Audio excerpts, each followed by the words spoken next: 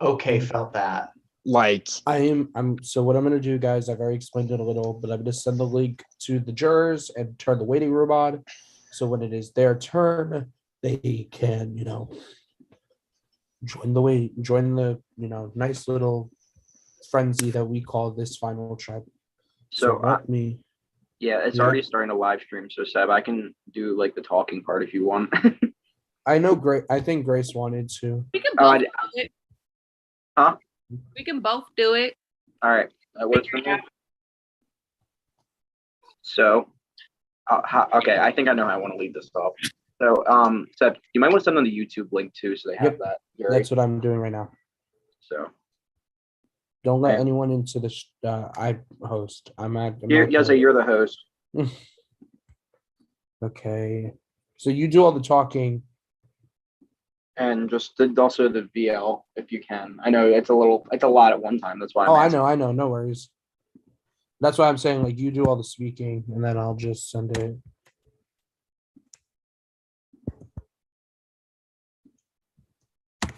I guess yeah. So Billy, I guess yeah. Billy could do the leading off an intro. I could run through each juror and be like, okay, so this person's next. You got this time. Yeah.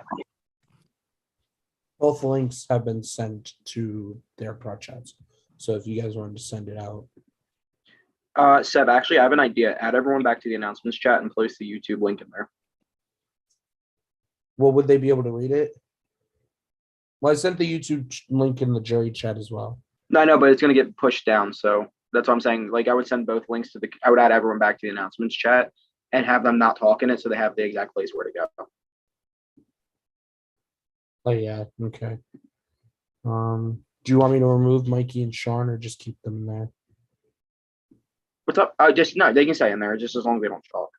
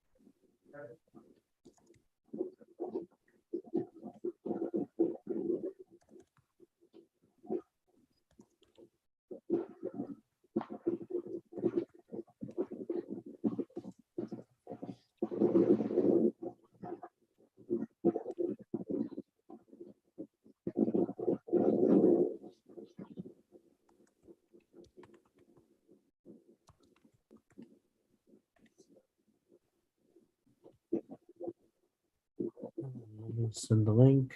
Again, waiting room is open, so they will not join even if they did want to.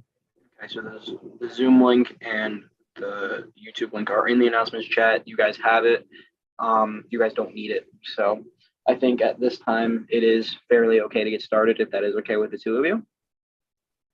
Okay. So if you guys want to take a celebratory shot to start, that would sound wonderful. So I want to congratulate the both of you for making the final two of Distortion Survivor Season 2. This has been a very long, treacherous road with many swaps and many advantages being played, and you guys have weathered them all, be able to sit in these two chairs. And for that, we as a production team want to congratulate you guys because we understand how difficult that is. So I want you guys to give yourselves a pat in the back because certainly the jurors are not going to do it for you. Period. Let's drink to that. I will drink to that.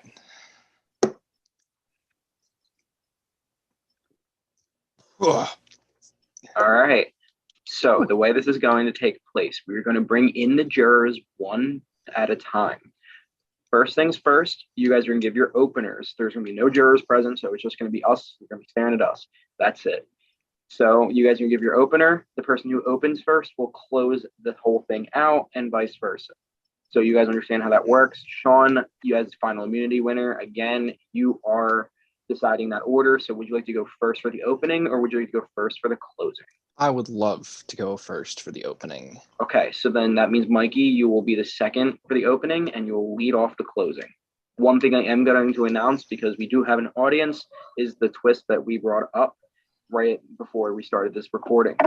So if there is a tie in any capacity, which it could very well actually happen, Sean has made his decision as a final immunity winner to pick one person as a tiebreaker. Let me explain that because that might not sound very common.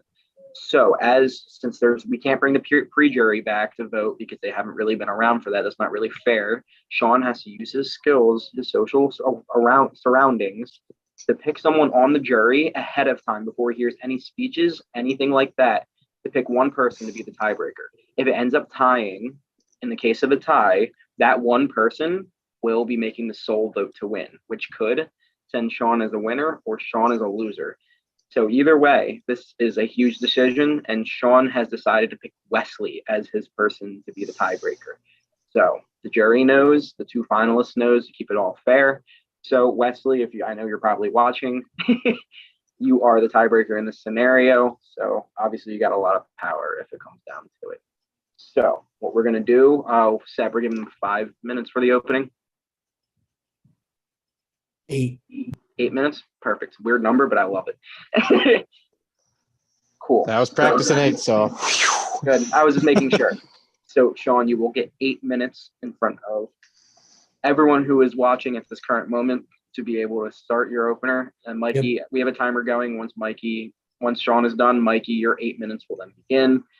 Not right away, obviously, but you get it. Yeah, your 8 minutes will start the minute you start speaking. Correct. Do you want me to go off cam or anything? I would recommend that if one person speaking, the other person go off cam just for a little bit easier. So I'm going to go off cam. Sean, as soon as you start speaking, your 8 minutes begins. Alrighty, let me take a little swig of wine here. Red wine, yummy. Alrighty, hello, beautiful faces. I cannot wait to see everyone shortly and get brutally ripped apart tonight. Before I get into game stuff, a couple things I just want to say. First off, thank you, Prod, for casting me. This is an absolute blast. I loved all the twists and turns of this game and would do it again in a heartbeat. Second off, thank you to everyone on the jury and everyone else who played the game. It was an absolute joy and pleasure to play with each and every single one of you and to get to know you as people. And like truly, this cast was iconic. And y'all made the experience as fun as it was for me. Third, if I start yawning at any point tonight, don't take it personally. I yawn and get really sleepy when I'm nervous, so it's not you, it's me. Anyway, let's get into game stuff. When looking at my game, going back and trying to figure out what the hell did I do to get here, I kind of put my game into 5 different phases, kind of like a book almost. So I had the pre-merge as the prologue of my game. In the prologue, I primarily focused on building relationships and doing things that would help me do important things later, as a prologue does. The prologue is kind of meant to set up what is coming, and that's exactly what I wanted to do in the pre-merge. I went to 3 tribals. 2 of them were practically unanimous votes. And then the Hearn vote, conveniently right before merge, really kicked off my game and made me start playing and using that info from the prologue. The Hearn vote also introduced one of my biggest strategies of the season, which was the duo splitting strategy. So I believe it was on a call with Cam that I had in the pre-merge where we talked about how this game was going to be made up almost entirely of duos heading into the merge. I took that to heart and said, well, if there's duos, I'll make it my job to split them up and bring in the stragglers. And so by getting out Hearn, his perceived duo happened to be Mikey. And so by getting out Hearn, it was really my goal to try and bring in Mikey, and I'd say that worked out pretty well. Chapter 1 of my game ended up being the first merge round until the split tribal. This is where I really started to make game moves with people. This is where the boat was made. Surprise! For those who didn't know already, there was the boat, a 5-person alliance of myself, Mikey, Lake, Brian, and Jacob, where I was allowed to comfortably sit for a few rounds while continuing to build bonds with other people so that I could use them later. I knew eventually that I was going to have to turn on the boat as somebody who is informed of the alliance being made and not in the room where it happened. I knew I was on the bottom, and I knew if I made it to the end with the boat, it was going to be very hard to make a case for myself. So I know before getting to that final 5 and that pivotal final 9 round where we had majority, I had to have a game plan to flip and play my own game. But it was nice to be in the alliance just to have a little bit of buffer for the time being.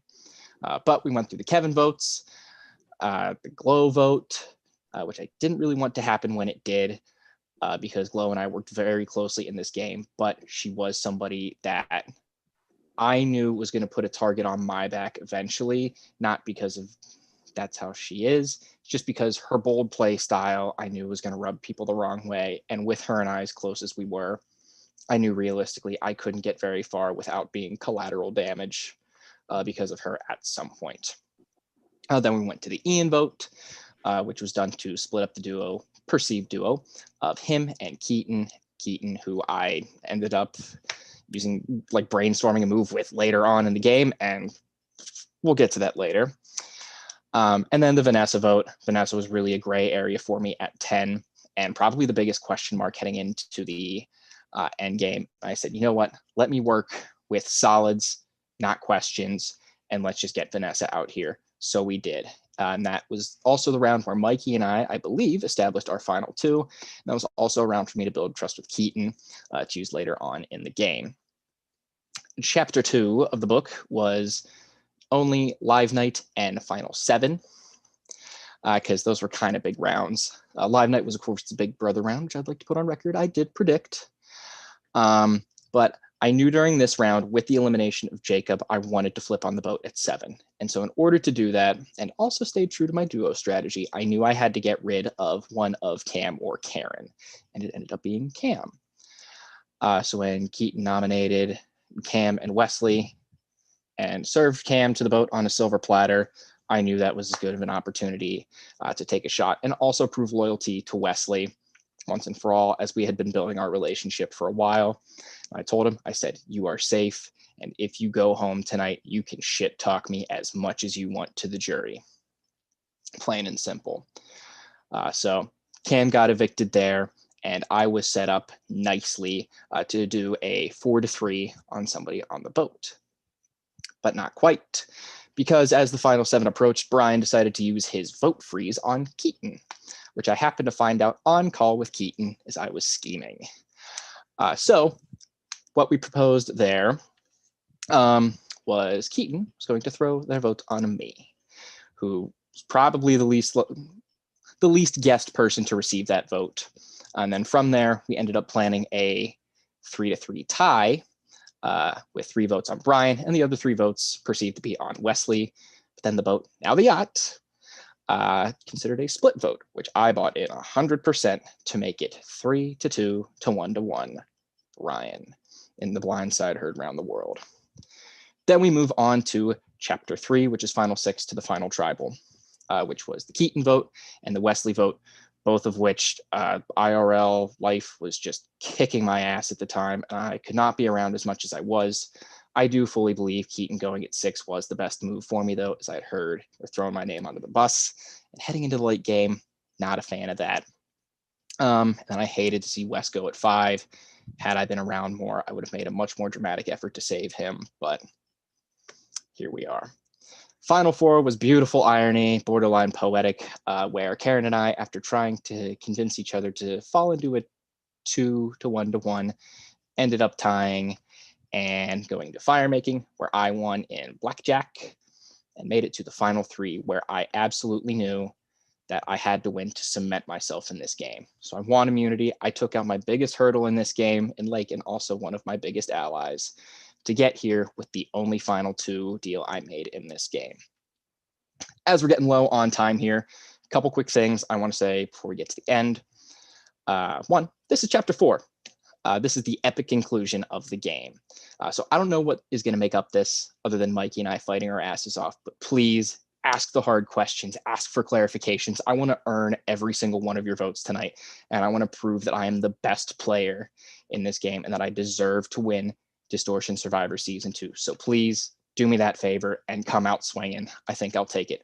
And the last thing, I know I might go a little bit over, but if there's one thing I learned about my shitty job, it is to be intentional. and everything I have done in this Time is game up. has been intentional. Shit. And okay, so next up is Mikey. Your time will start whenever you start speaking. Sean, again, please do off cam.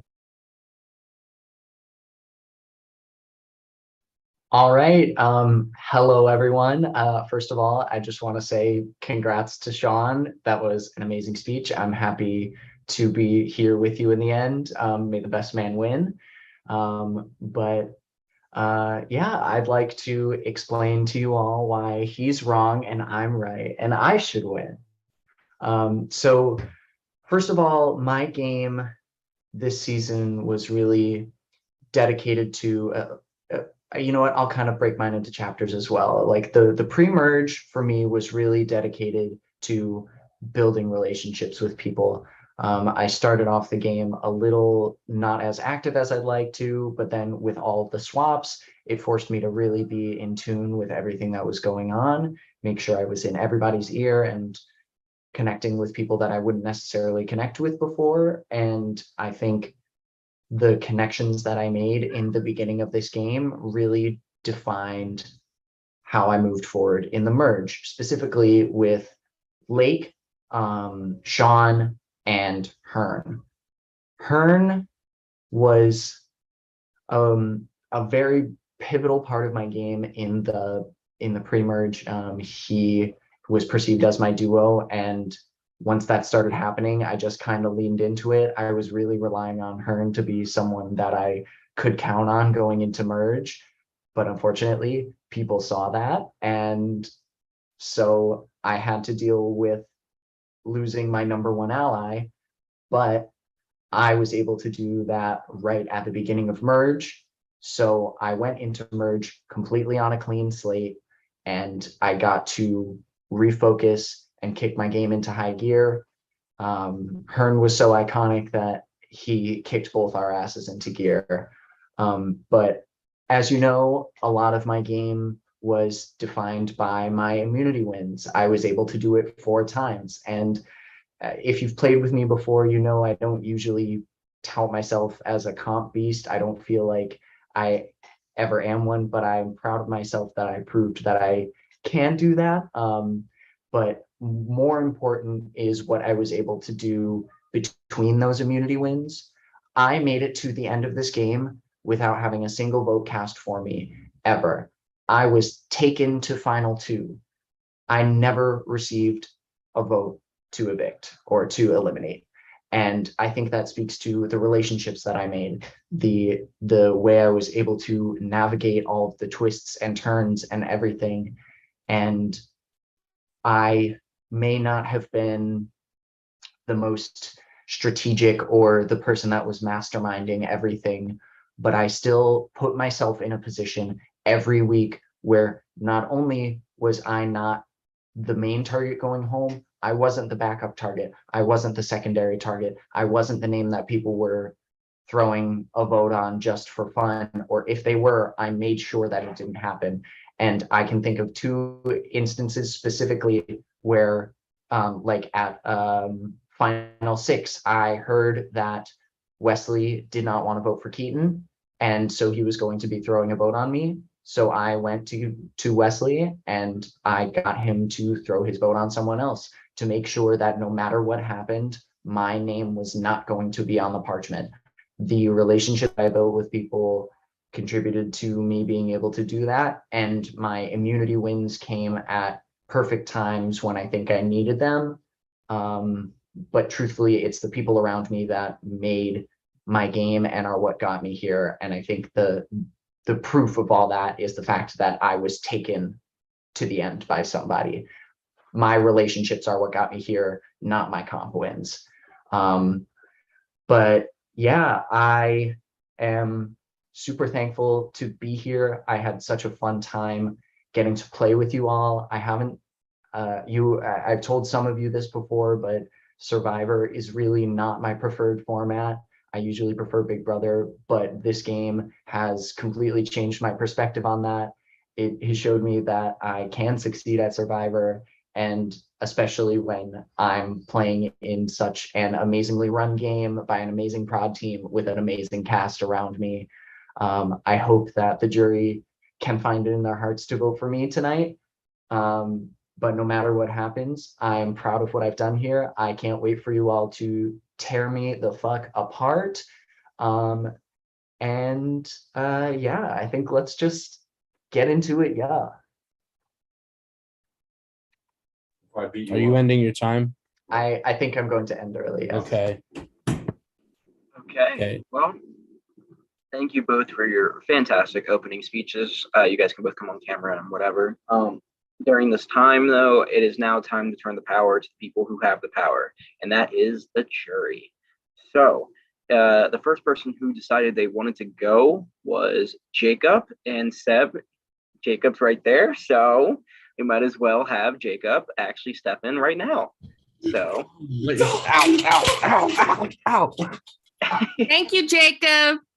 So during this time, I want to give Jacob the floor. Jacob, you know you have the time. So You have 6 minutes. I bet. Starting now. I bet.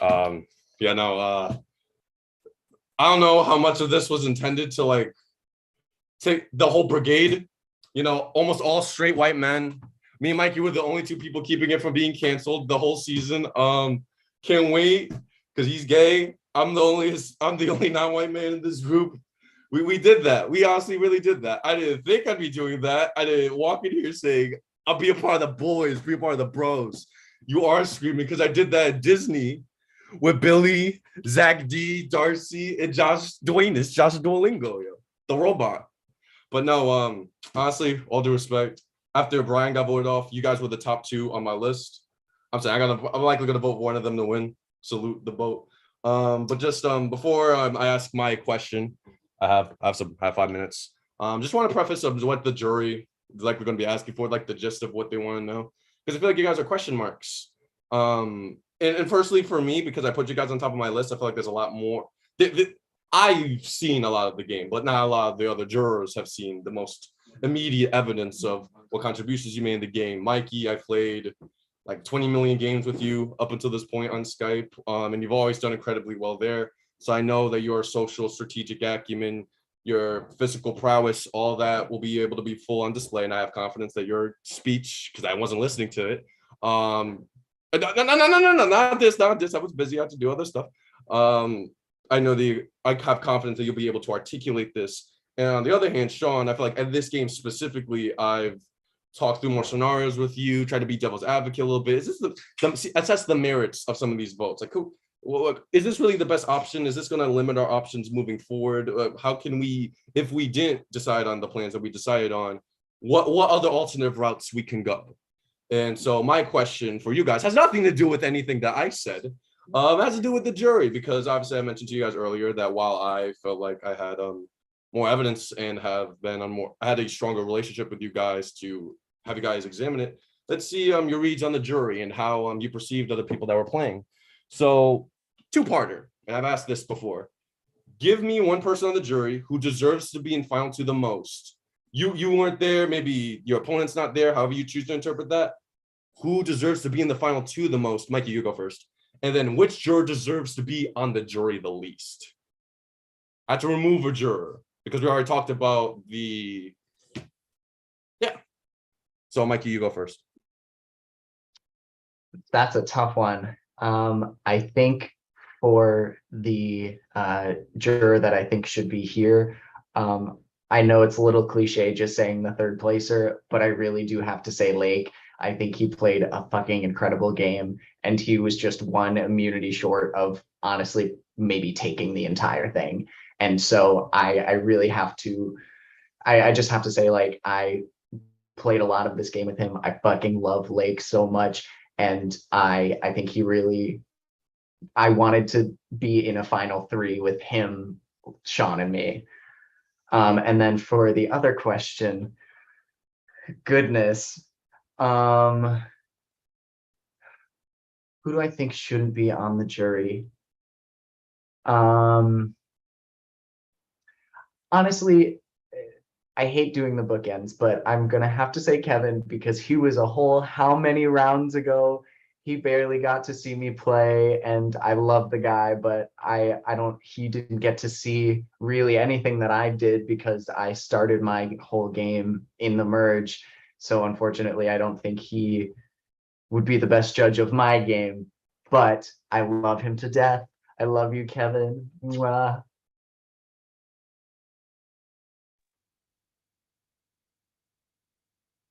Can't hear you. Shit, sorry, I forgot to pull that down. I do that a lot. I would say for the juror who deserves to be here the most, I will go with Karen on this one. I think in a Final Four situation, like if the jury was voting on us, then Karen fucking takes it in a unanimous vote. Like she was such a power player this season in everyone's ear, and everybody knew about it, but nobody could do anything. And I think that is just a testament to how strong of a game she played. And if she was here, she would absolutely have my vote tonight.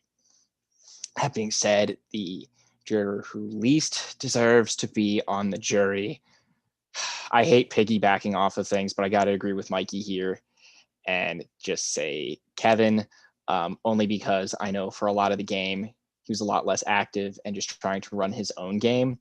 And so in turn, and also again, being that first juror and not necessarily seeing an entire back half of the game. Again, I know it's an easy answer, but it just makes sense in my brain. I'm intrigued by both of your answers. Should not have expected a different outcome. For that second question, I don't know how else that could have been taken. Maybe spice things up. Someone threw in like ham in there for some reason. But no, with that being said, good luck, my boys. And just remember, y'all, got the blackjack. Jacob, thank you so much for your wit and humor. You made me actually laugh out loud at the beginning of your statements. That was hilarious. Shout out our BB Disney line. Shout anyway, out. No. Thank you. I'm leaving. As I said, thank you so much. Oh, Seb's back. Yay. Hi, Seb. All right. So next up, who's up next? Because I don't have the exact list on hand. Kevin. All right. So Kevin, the person you guys both said should be off this jury is coming next. So I expect some. Have fun, Kevin. Kevin, your time starts when you start speaking.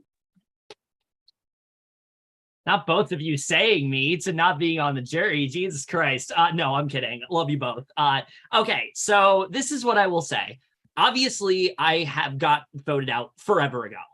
So when it comes to this game, I probably do not have the most accurate reads on things. However, I wanted to make up for that by the fact that I was the first juror. I get to be in the jury chat. I get to see all the inside tea, and I got an inside tea about a lot of people's games. Unfortunately, neither of which were either of the two of you.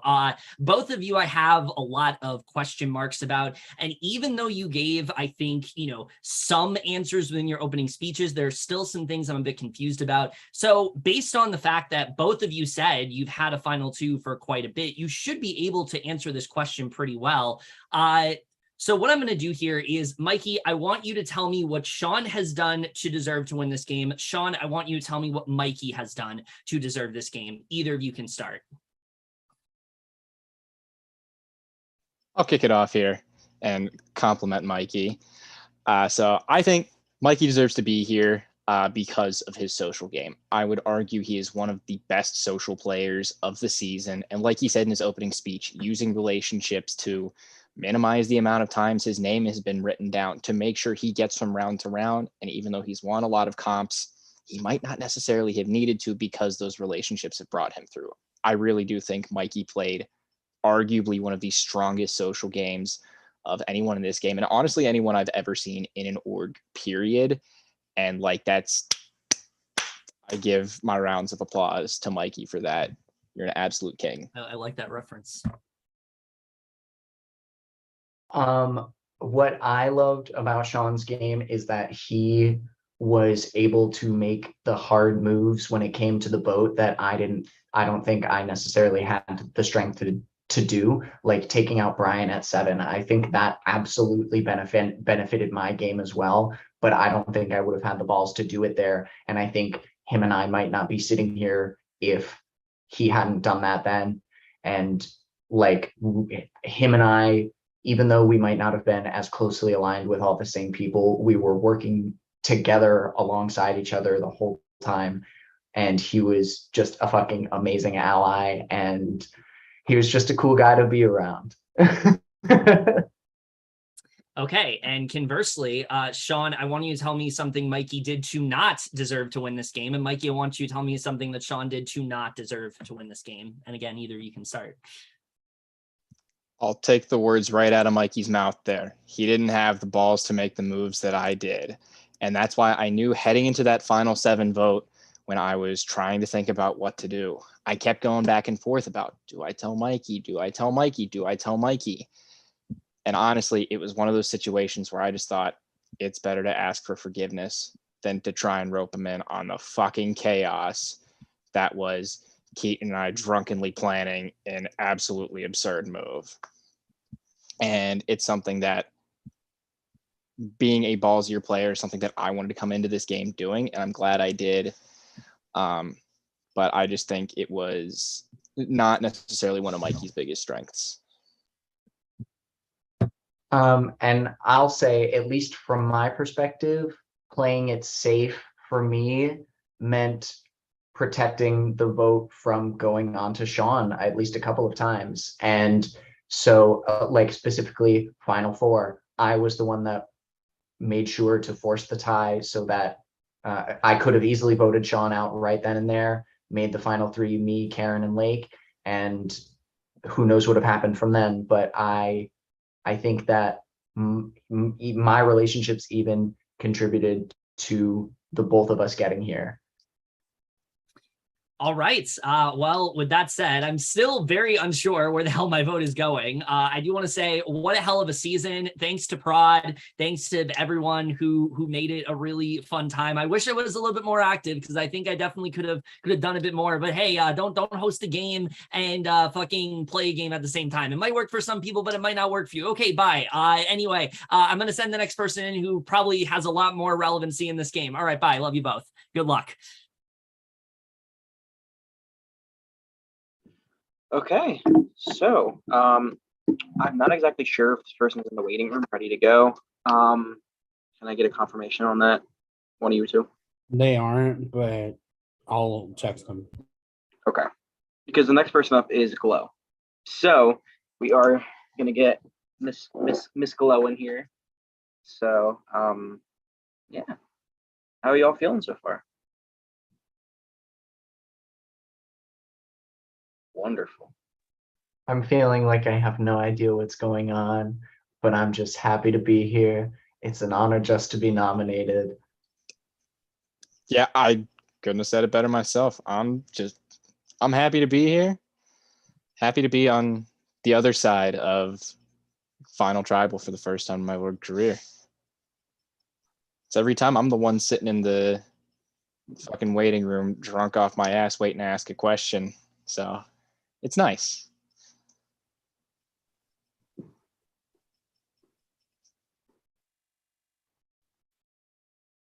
I mean, worst case, just keep this moving. We could just add like the next person.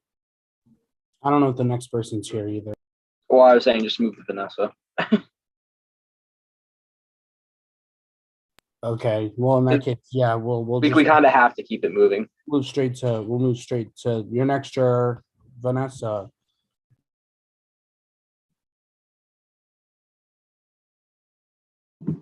And we could just add like the next person.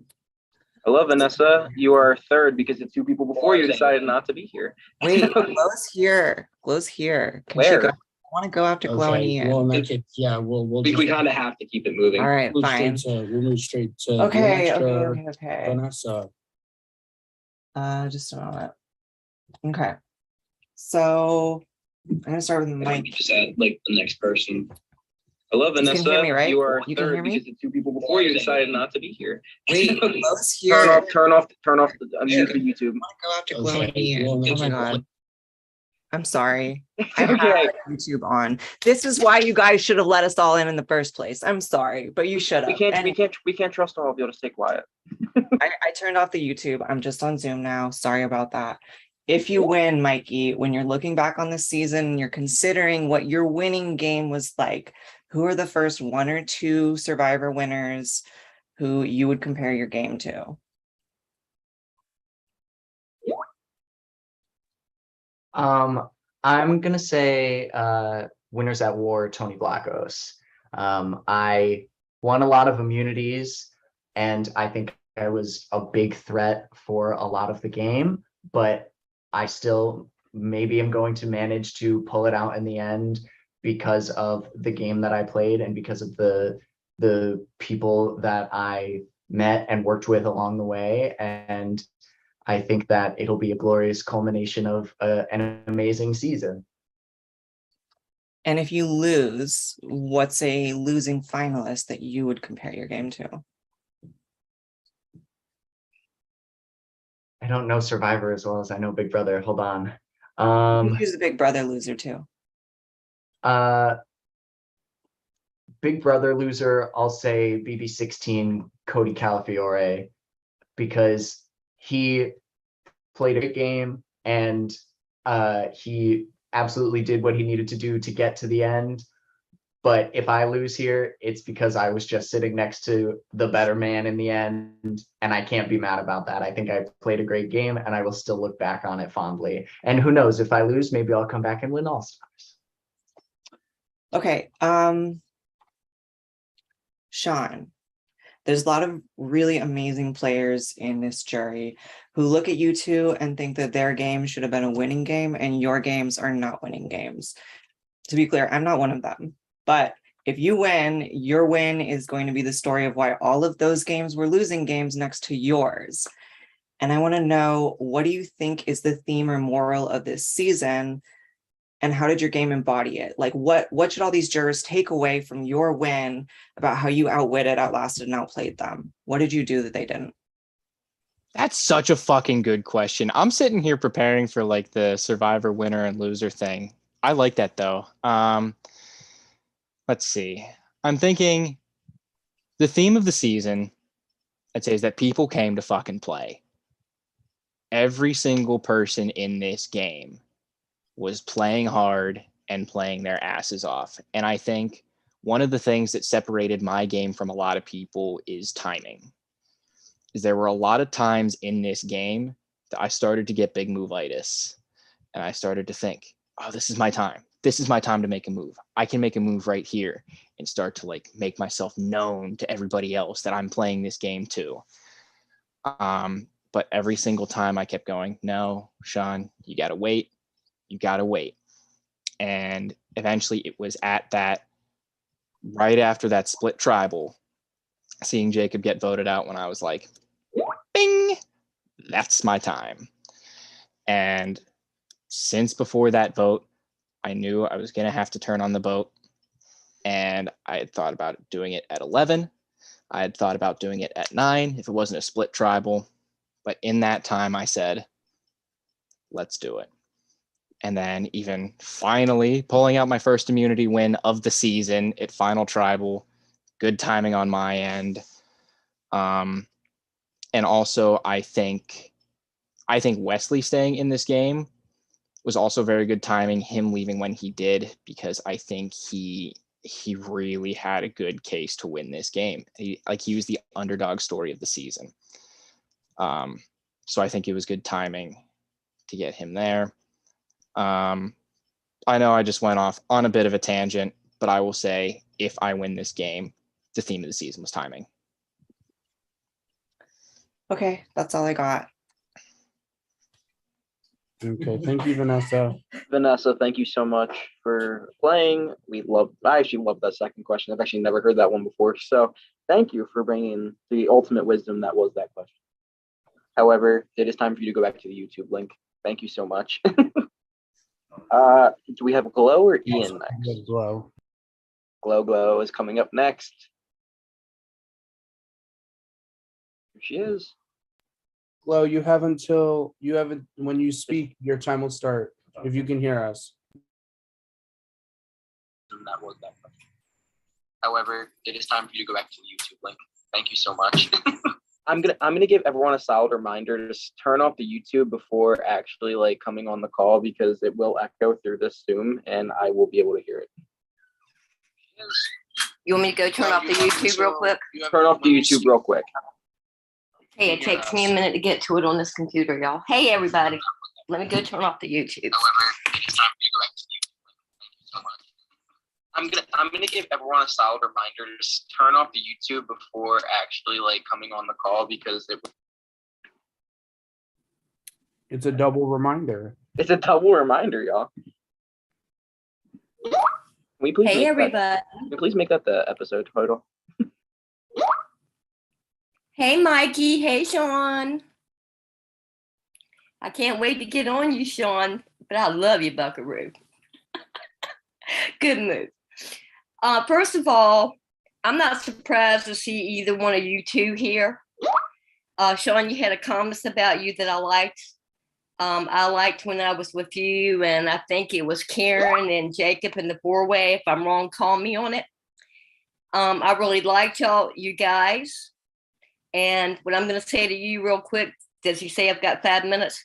Sean, what did I talk to you about? Real quick, you got 30 seconds. What did I tell you when I came to you that I don't do, but you were in the running for?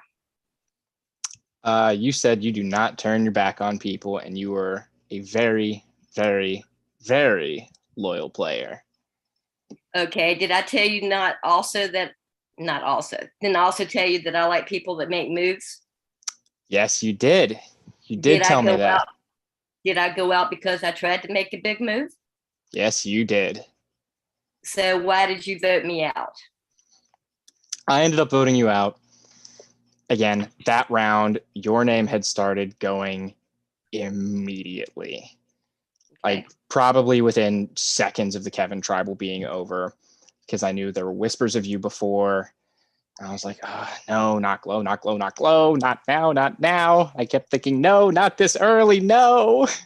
Because as you heard earlier, I knew eventually it was going to get to you. I didn't think it was going to be final 12. And so me voting for you there was an act of self-preservation. Because like I said with Vanessa in the last question, timing is everything in this game.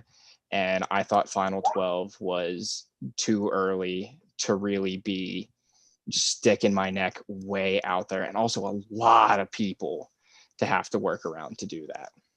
So that was just my line of thinking. It was a good move on everybody's part. I liked a lot of the players. I wanted to play longer. Mikey, me and you, we talked. I liked you. I don't really have much to say about you, about what I thought your game might be. I thought you had a great social game. Where were you in this game with me, if there was anything at all? Because I felt like we didn't really have each other. It was more like, hello, how you doing? But no really heavy game talk. I think I do unfortunately have to agree. I thought you and I had a really good relationship pre-merge, but we kept swapping together and then not going to tribal. So I couldn't really dig in my claws with you like strategically because we never had to. And then by the time we got to merge, I just found myself aligning with different people. And unfortunately that came at the cost of me having to vote for you, but it felt like you were somebody that I wasn't sure. It kind of the same way you felt. I wasn't sure what your game was. I wasn't sure how I fit into it. And so I just didn't know how long I could keep you around. Plus with that round being the round after the boat was formed, I really wanted to make sure that I was doing what I could to stay true to that alliance. And that alliance seemed to really be wanting to go for you that round. So I'll agree with Sean. It was kind of a self-preservation thing. But I absolutely love talking to you as a person. Every call we got to have was lovely. I wish we could have gone further, but unfortunately, I did have to let you go there. Okay, Sean, I thought you had more guts than you showed, but I understand about self-preservation.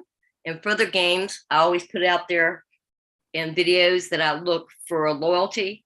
Believe it or not, you and Jacob and Karen had it. Believe what you all want. Sean, I was disappointed in you three for that. I'm not a type that you couldn't have said, I heard your name below, and wouldn't have gone to try to do something about it for myself. And I wouldn't have said any of y'all told me anything, but I wasn't given that convenience of loyalty. So with that being said, why do you think I should even consider voting you and not just giving it to Mikey? Since I told you what I look for in games. Well, I think you said it best when you asked me the first question. You like big moves.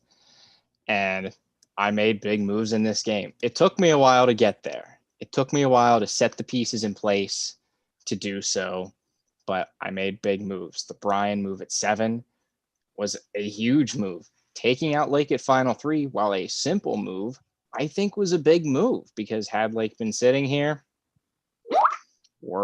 none of us win. And even winning final 4 fire making, like there was a lot that went into this game later on. Right. And I do wish you could have seen those big moves and been a part of them. And I truly was looking forward to going farther in this game with you, but truly that final 12 votes scared the living shit damn hellfire out of me. Did Karen have the backbone to want to even try to save me? And did Jacob even have the backbone, or were they all easy? No, let's just take Low out. I mean, I just want to hear it. I know Karen for a fact was like, let's just do it and go with the flow. And I believe Jacob was on the same boat. Like the three of us did talk a little bit that round, thinking like, is it worth trying to do something? Because obviously we would have had the 4 of us. We would have needed 3 more to make a move. Would not have had Mikey, Brian, Lake. We maybe could have tried to get some of the others in, but I think it would have been a lot of legwork. And as I said earlier, I was really fearful that it was going to kind of expose my game a little faster than I would have liked it to. Okay, Mikey named the 3 gutsiest players that were on the No, jury. your time is up. Hello, thank you so much for participating. I'm sorry you didn't get all your questions in, but unfortunately we do have to have a time limit to keep everyone moving. There are 11 of you to get through. Good luck, guys.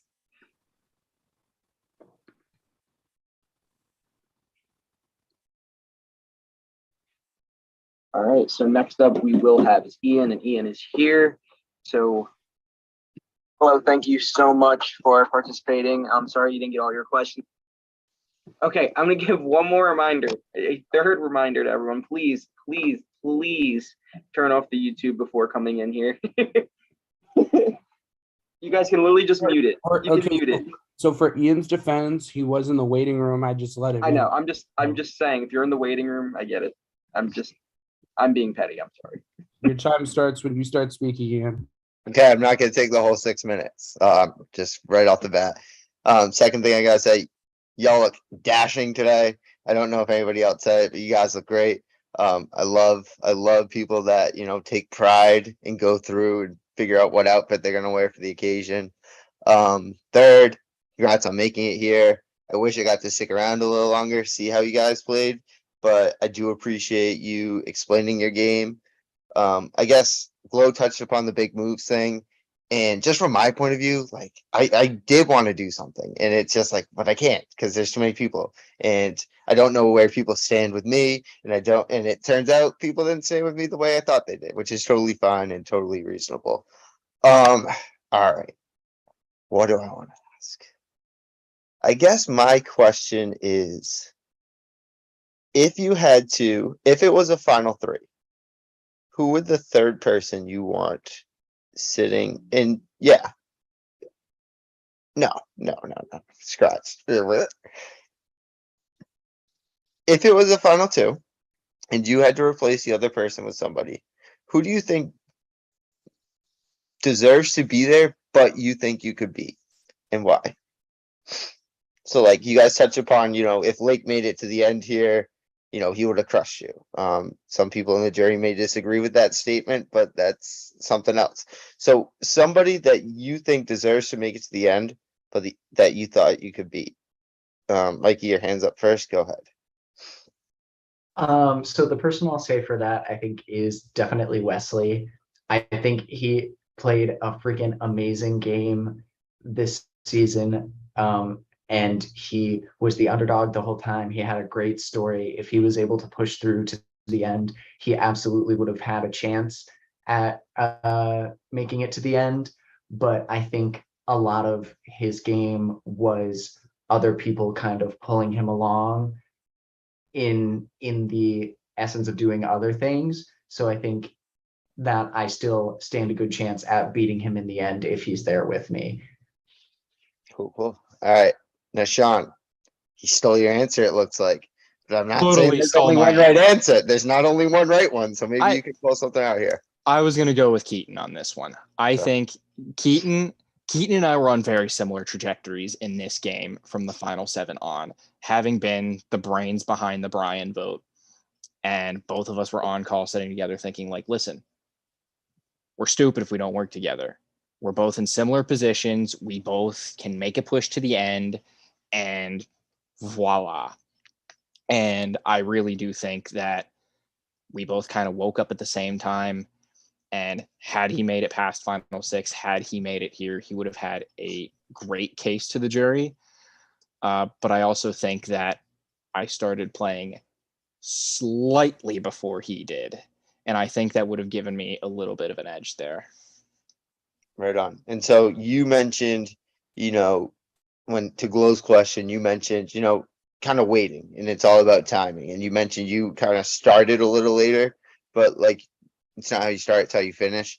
Mikey, when would you say you kind of started? Like because I'll be honest, and this may just be my point of view, early on this game, you were like super inactive. And I know you had stuff going on and stuff like that, but I just remember being like, like we could just get Mikey out. Like Mikey's never around. And I'm like, but I like Mikey. Haley Williams guy, like love me some Paramore.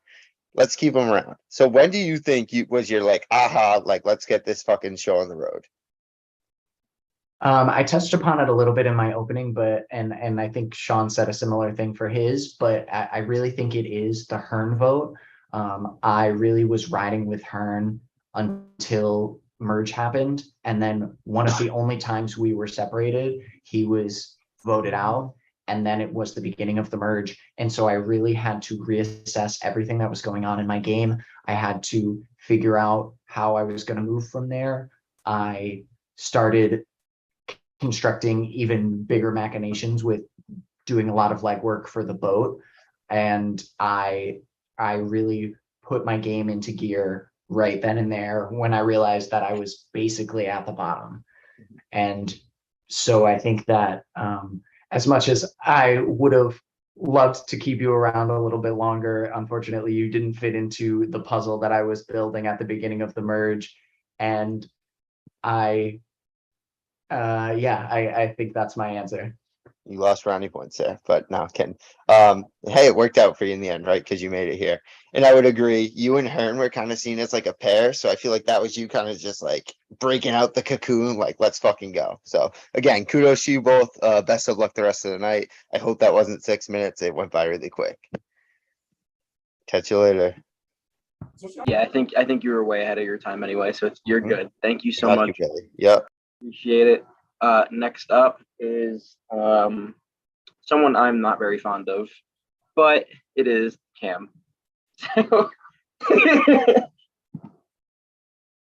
I'm obviously kidding. I just want to make fun of him. Wait for Cam.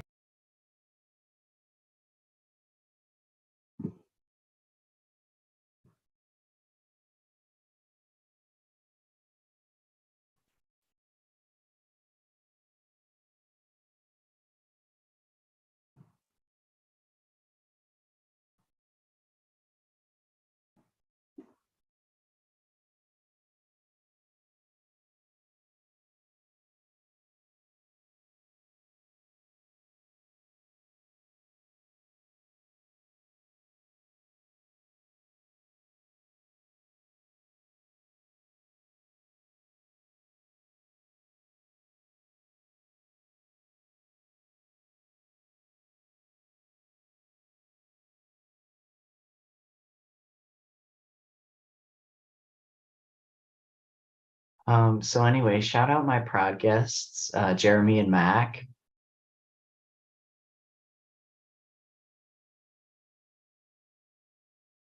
And if we're doing quick shout outs, shout outs to my girlfriend Erin who's watching tonight and watching me go through this hellhole of an org. I want to shout out the Denver Broncos, who are absolutely choking into the Seahawks right now.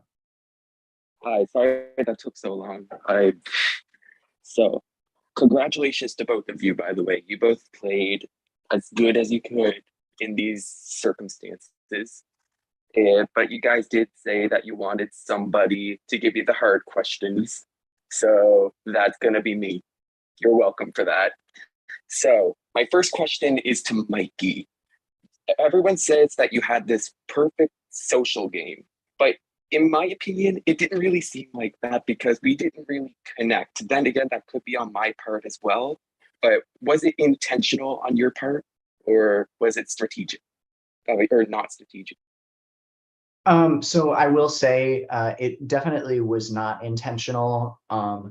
I try to be somebody that at least reaches out to everyone and tries to be that person. But I know, at least specifically with you, I know it happened with Ian a little bit, even with like Glow and Kevin to a certain extent. I didn't have as close of those social bonds as I would have liked to.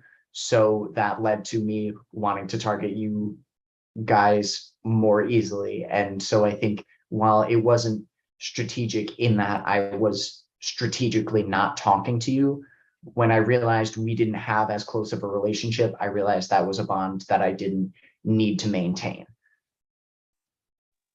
All right, thank you. And Sean, your social game was good. However, sometimes it seemed like to other people that you were just following other people's moves. So I want to know, are there any moves that you made on your own without the influence of anybody? And no, the Brian one does not count. Yeah, so I mean, I will put on the record, yes, the Brian move was my idea. I did come up, Mikey and I are game plan. I guess I game planned a 2-to-1 thing at Final Four that Karen and I so poetically tried to trick each other into doing. That one kind of fell through. Again, taking out Lake at the end, I knew heading in there, I had to win. I had to be the one to put the nail in the coffin, and I'd wanted to do that for a couple rounds leading up to that. I will say the Hearn vote, I was the brains behind that, and coming up with the vote split. The vote split. That was Karen and I on call, brainstorming a vote split. We said, let's make it a 3-2-2. Let's do 3 on Hearn. Let's do 2 on Vanessa. And the other 2 are going to come on me. And I'm very okay with that. All right, well, thank you both for your answers. I am not bitter whatsoever at anything, and I wish you both the best of luck. You did as well as you could in all these swaps and stuff. You should both be very proud of how you played, and best of luck.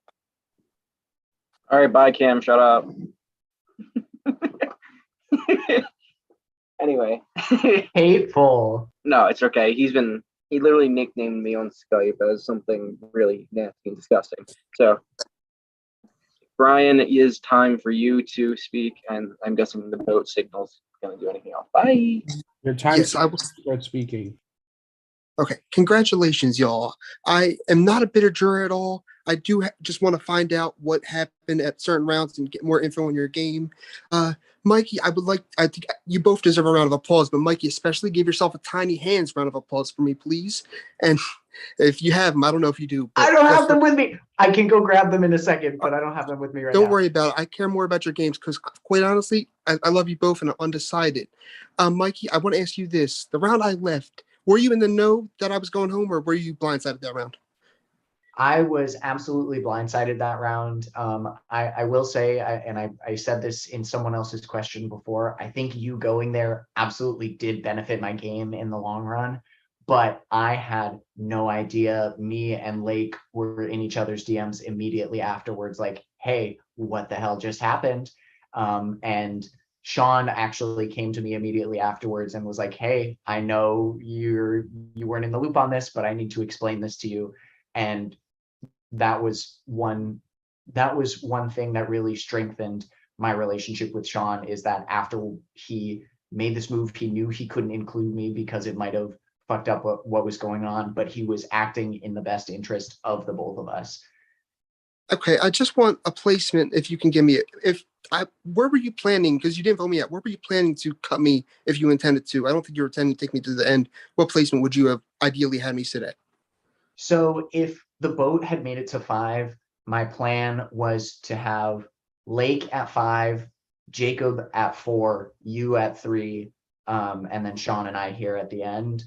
I'm not just saying that. I think my biggest worry going into the 5 with seemingly the sets of pairs and then Lake in the middle was that I didn't know what Lake was going to do, and I felt like it would be easier to get you two to flip on Lake than it would have been to get Lake to flip on you two. I didn't know that at the time. I'm not sure if that would have been the case, but that's how I perceived it.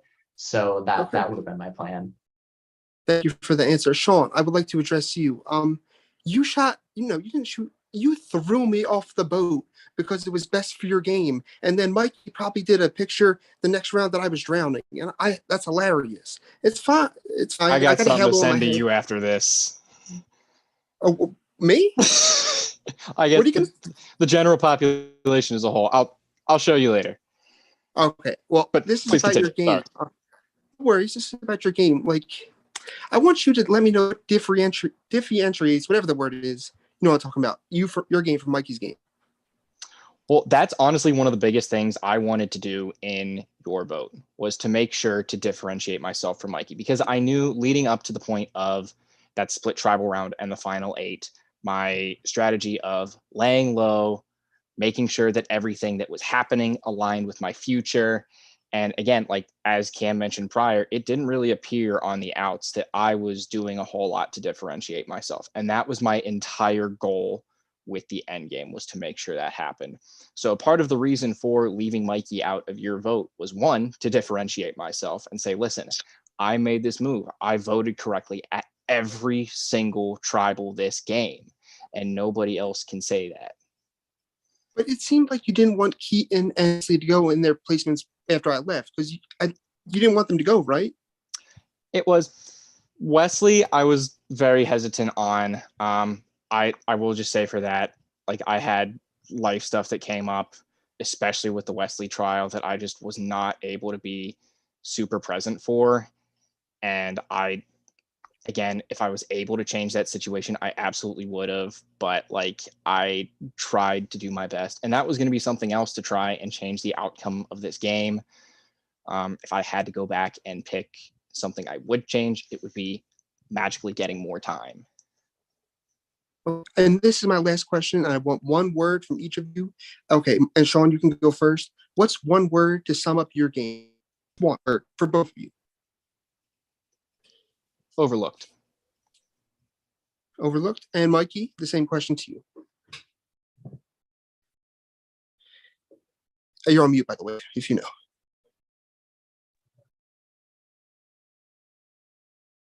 I'll say safe. Safe. Okay. Well, with that, I started drinking some wine, Sean. I love that for you. I'm very happy to have been a part of this season. You guys are both great people, and regardless who I vote tonight, just know I love you both. But I did a Freudian slip there. Boat. I love you both. I do love the boat. So it was a great alliance, and it was a pleasure playing with you all. And good luck tonight. Bye. Okay. We are getting down to it. We have only 3 more people to go. So, guys, you guys are doing fantastic. Way to get you guys through. Technically, we have 4. Oh, yeah. 4. Sorry, my brain wasn't working. Yeah, Wesley's up next. I forgot about Keaton. It's fine. I kind of just forgot that they switched places.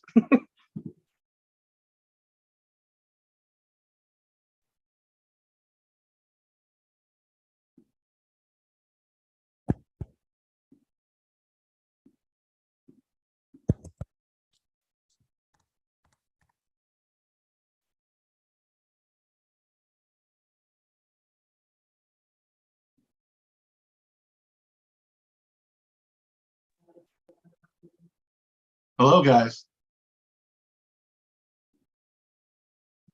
I'm sorry, I was using the other screen for some reason. It's fine, Wesley. The other screen had to That's you can speak. But I'm gonna be quick. Here's my questions. There's the same question, 2 questions for both of you. Same questions. First question. If the final 3 was me, Lake, and Karen, who would you vote for to win? And who would you want to be third? Either of you can go first. I'm going to stay true to my first answer that I gave earlier and say I'm going to vote for Karen out of the 3 of you guys. And third place, especially from what I'm getting the reads on the jury, I would have to go with Lake there.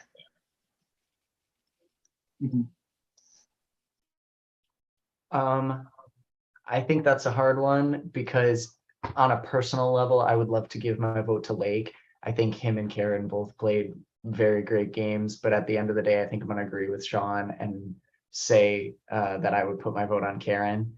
I think third place, I might, please don't hate me for this, I might say you only because I feel like based on what I've been hearing from people, I think people were not sure if all of the like how far you got in the game could totally have been attributed to you. And so I think that the jury might put that in third next to Lake and Karen's games. Thumbs up. My second question is this. It was, if you're it was, what was it again? I had a good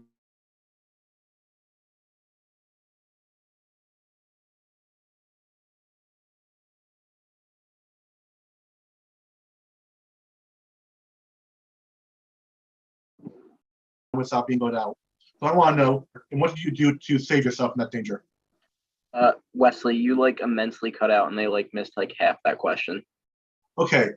At what point were you in danger, and what did you do to save yourself from that situation?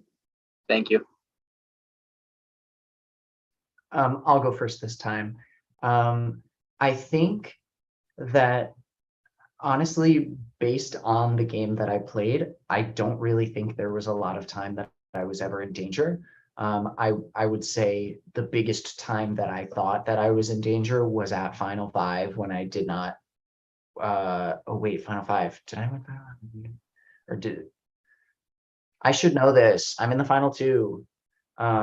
So I thought I was going Final 5 if I didn't win immunity. I think I was next to Lake and Karen and you and Sean, and I was not completely confident that if I didn't win immunity at 5, that the pairs wouldn't just gang up on me. So I think that speaks to my game, is that the only times I thought I was in danger, I was able to win immunity to prevent myself from going.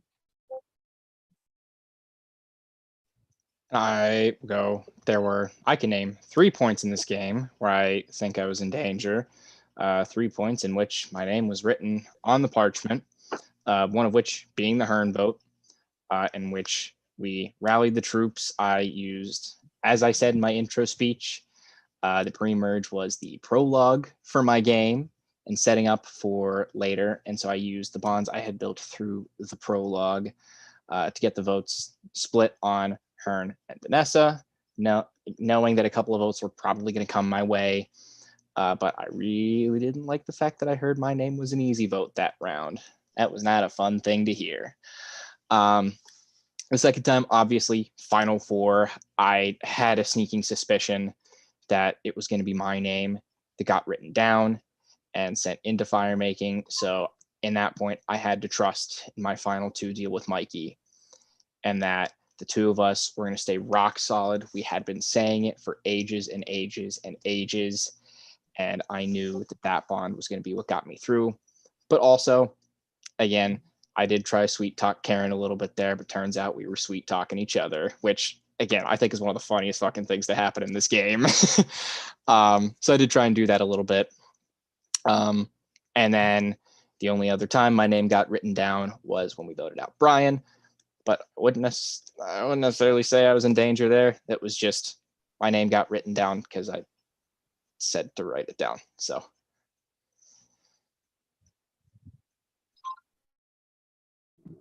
I think I'm good here. As I say, Wesley, if you are good, you are free to go. Thank you so much for being here and giving the tough questions. We really appreciate it. All right. Kind of bringing the person that I forgot. I know he's in the waiting room, so he can just join. Keaton's okay, I guess. Keaton, your time starts when you speak.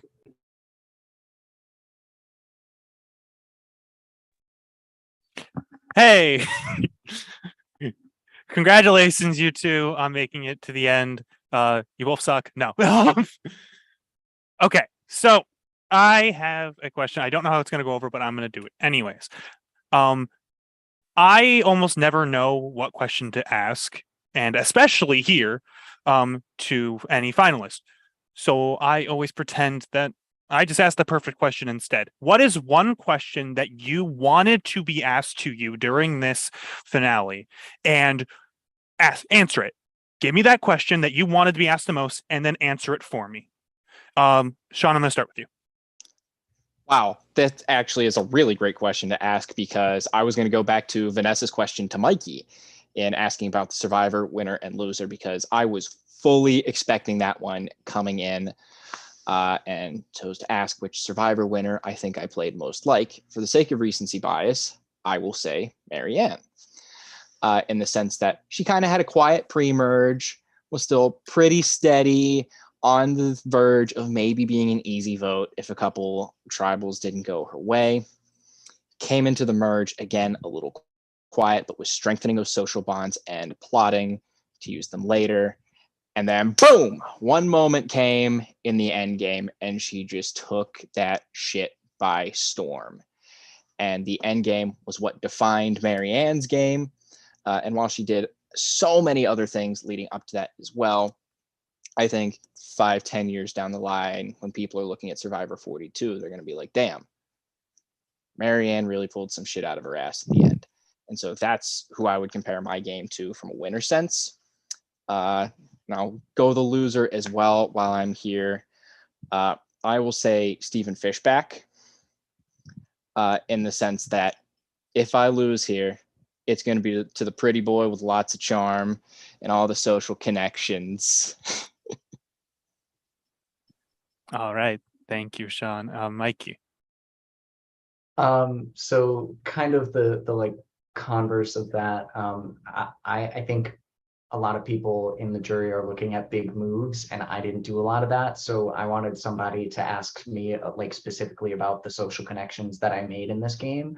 And I think like when I'm a juror, a lot of what I look for is for the finalists to give credit where credit is due to the jurors. And so I want to give credit to Lake. He was one of the other people that I had a final two with. Lake really helped me in the pre-merge in this game. He is somebody that I have a long personal history with, but even in this game, we just worked so well together. We came together in the boat, and it was just easy from then on. Karen was a huge figure in the pre-merge and the merge, and Lake honestly got me to keep Karen in my pocket and build a better relationship with Karen, because he knew that she was somebody that could get me deep in the merge. And so I did that. And to the point where both Sean and Karen were trying to convince the other to vote for me in Final Four, and neither of them did it. And also, I know I've been saying it this whole time, but Hearn, I don't think I would have the same game that I have. First of all, if Hearn was here, but if he wasn't voted out, my game is completely different. And I think I really took what happened there and built an amazing game off of it. And while I might not have been the flashiest player, I might not have been making the biggest moves, I was connected. I was making sure I was in good with every juror, any person that was going out. And I know I made some mistakes, specifically, I think with you and with Karen. I'm not happy about the way I left off between us, but I think I did what I had to do to get myself to this point. And if I hurt anybody's feelings, I'm sorry. We can yell about it later, but I used my social workings to get me to this point, and I just want to make sure that the jury sees that it's them that helped me get there. All right, perfect. Thank you, Mikey. Sean, I'm gonna go back to you for a moment to don't give me any explanation, just answer briefly. So when we got on call for the 7th vote, what were the 2 names that you said that you wanted to go after? Just give me the names. I said the options there were Mikey and Brian. No, you said Mikey and Karen. Mikey and Karen. You said Mikey and Karen. I did. You said Mikey and Karen, and yet Brian left. That is where my major confusion. You said Karen about 3 times, actually. Yeah. Holy shit. I don't even remember that. Okay, so you were drunk. Good God. Okay. Holy shit. No, you fully said Mikey and Karen, and that is where my confusion lies with that vote in particular, because at the end of the day, it seemed like Karen convinced you to go for Brian, and that is where I left. So you thought you said Mikey and Brian? That's what I thought. Okay, you didn't. I can tell you that for a fact. Well, thank you for telling me that. Thank you for that. Holy shit. That makes me understand a lot more now what happened. Okay, so your goal was to get Brian out at 7. Yes. You just said Karen's name for some reason. Who the fuck knows? I mean, I know. No, give me an explanation now. I could go down a rabbit hole with this question because, again, as I said. Oh, that's my time. Perfect. Oh no! Well, you have a closing statement. Well, congratulations to you both, and finish strong. Got a couple left, and well, good luck. Okay, so I will take this one over because the next person is Karen, and Karen sent a video, so I have to screen share. LOL. Yeah, she's at work right now, so. Let me make sure that I don't share anything that shouldn't be shared. Seb's gonna share all her confessionals. All the confessionals. Okay. He's gonna share all the people that have pre-voted. Up is Karen. Congratulations. Hi, congratulations to an unbelievable final 2. I want to start things off just right off the bat. I need a solid 30 seconds of compliments from both of you. So we're going to pause this and y'all give me compliments. Thank you. I guess Sean will go first since he's the first on my screen. I feel like this entire tribal, I've been complimenting the shit out of Karen, but like for real, like on a personal level, so fucking fun to get on call with, just hang out and shoot ideas back and forth with. She's such a smart player, and I know I sound like a broken record at this point, but I truly should believe that she is one of, if not the best player of this season. Absolutely deserves the SIA Player of the Year award. Like, just fucking incredible. Ditto everything that Sean said, but also like Karen is just one of those people that like when we started talking, it was just easy immediately. She has such a good soul. We connect personally on so many levels, and I just, like you just love talking to her so much. Like even from the beginning of the season, I knew she was going to be just an iconic presence because of her cast photo, and like she's just incredible. I'm so sad that we had to do her like that at Final Four, but you know, it is what it is.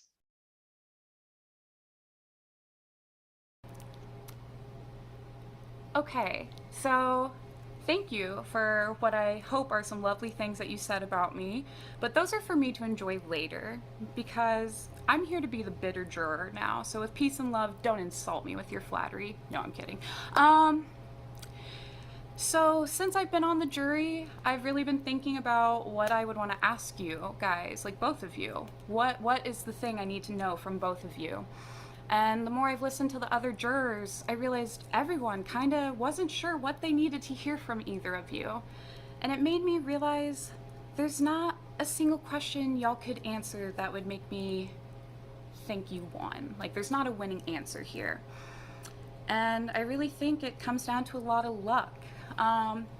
So Sean, a little birdie told me that you said you won fire based off of a winning strategy. With blackjack? A luck-based thing? Okay. Mikey, your strongest point, I think, other than like people talking about you being social, is that you never had a vote to your name. However, as someone who also never had a vote to her name until she got out, you had a lot of immunities.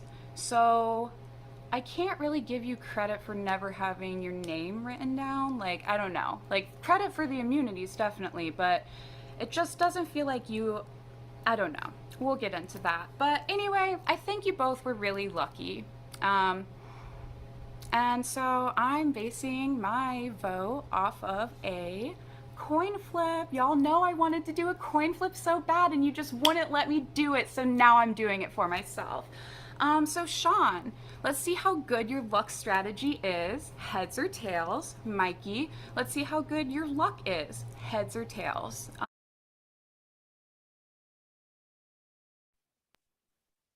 Whoa. Decide who Sean, since you won the final immunity, I'll let you pick. Whoa. Alrighty. Oh, I'm glad I didn't pick Karen as the tiebreaker. I'm gonna go with tails. Smart man, tails never fails, so I hear.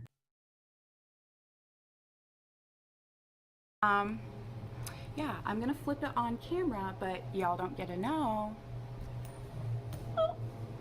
Ooh. Guess we'll see. Thank you, Karen. And that is all Karen has provided for us, so y'all will be able to deal with that later. So that's incredible. Last but certainly not least, we have the person who I sent out last, the person who has been with you guys the most amount of time, the guy with the overalls. Roll Tide, Blake. Hello, you two. Congrats on the boat. The live stream's not lined up, so I'm kind of like didn't prepare to be here right now. I'm wearing overalls, and there's something. I have a pocket right here. I'm gonna open this pocket, and I'm gonna reveal something. It's a ping pong ball. Besides that, congrats, you two. I'm glad you got here. I had a lot of questions, but they were very bitter, and y'all don't deserve that at this point. So, kind of thinking on the spot. For Sean, I guess this could be kind of bitter, but I'll still ask. Sean, if it wasn't for the boat being formed, how do you get here? That's a good question. And that's something that I guess I never really thought about all that much because the boat was formed so quickly. But I think that is where I know Glow mentioned way back when we had a chat with the four of us, I guess the four being myself, Glow, Karen, and Jacob. I think that operates as my primary alliance for most of the merge, still continuing to have bonds with you and Mikey because I felt I was pretty close to you guys as is. I think it's very difficult for me to get here without the boat. I truly think it's a much harder road. And I know I said this in my opener, the boat offered me a lot of comfort to really get my ducks in a row. And had I been playing with another group of people, it would have been a lot harder to do that. Thank you, Sean. For Mikey, love you so much. I sadly don't have any game questions because I pretty much know your game. Like I'm the last to go, you explained well. I want to thank you two for cutting me because y'all saved me from getting shit on by this jury. It was gonna be bad. But thank you two for that. For Mikey, I need you to do the stanky leg right now.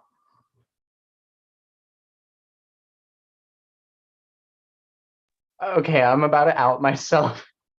I only dressed from the waist up. Okay, then you don't have to. You don't have to. No, it's okay. I'm going to. But I just need y'all to know before you see it. This stream is 18 plus. Yes, yeah, it's all safe for work, but I put on a nice shirt, not nice pants. All right, hold on. I did the same thing. Don't you worry, Mikey. Don't you worry. Oh, you can't see it. You're Little ready, Zoom everybody. special. You ready?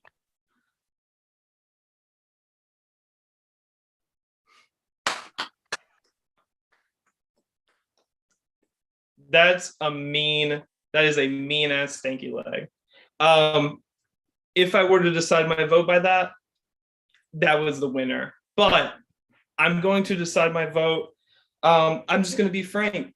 I asked someone to vote for me, and no, it's not Lexi. If in case y'all can remember, and I will test y'all, and I'll tell y'all if y'all get it wrong, so feel free to get it wrong. I've been shouting out someone's name throughout this whole game at Tribals, besides Mikey's prod guess. Can you guess who decided my vote today? Icon Ariel. That is all. Good luck, you two.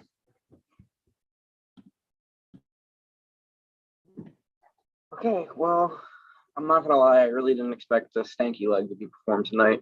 But you just gotta give the people what they want, and I feel like that was kind of like taking out your teeth. But Don Meehan, icon. Anyway, horrible season, but whatever. We're gonna skip past that. All right, so you guys did face the wrath of the jury. They are not going to speak anymore because I told them not to. And they listen to me because I am the overlord over them right now. So anyway, I'm just getting a massive power complex right now. Anyway, so Mikey, you did unfortunately get relegated. They give your closing first. So you have your 8 minutes to close out.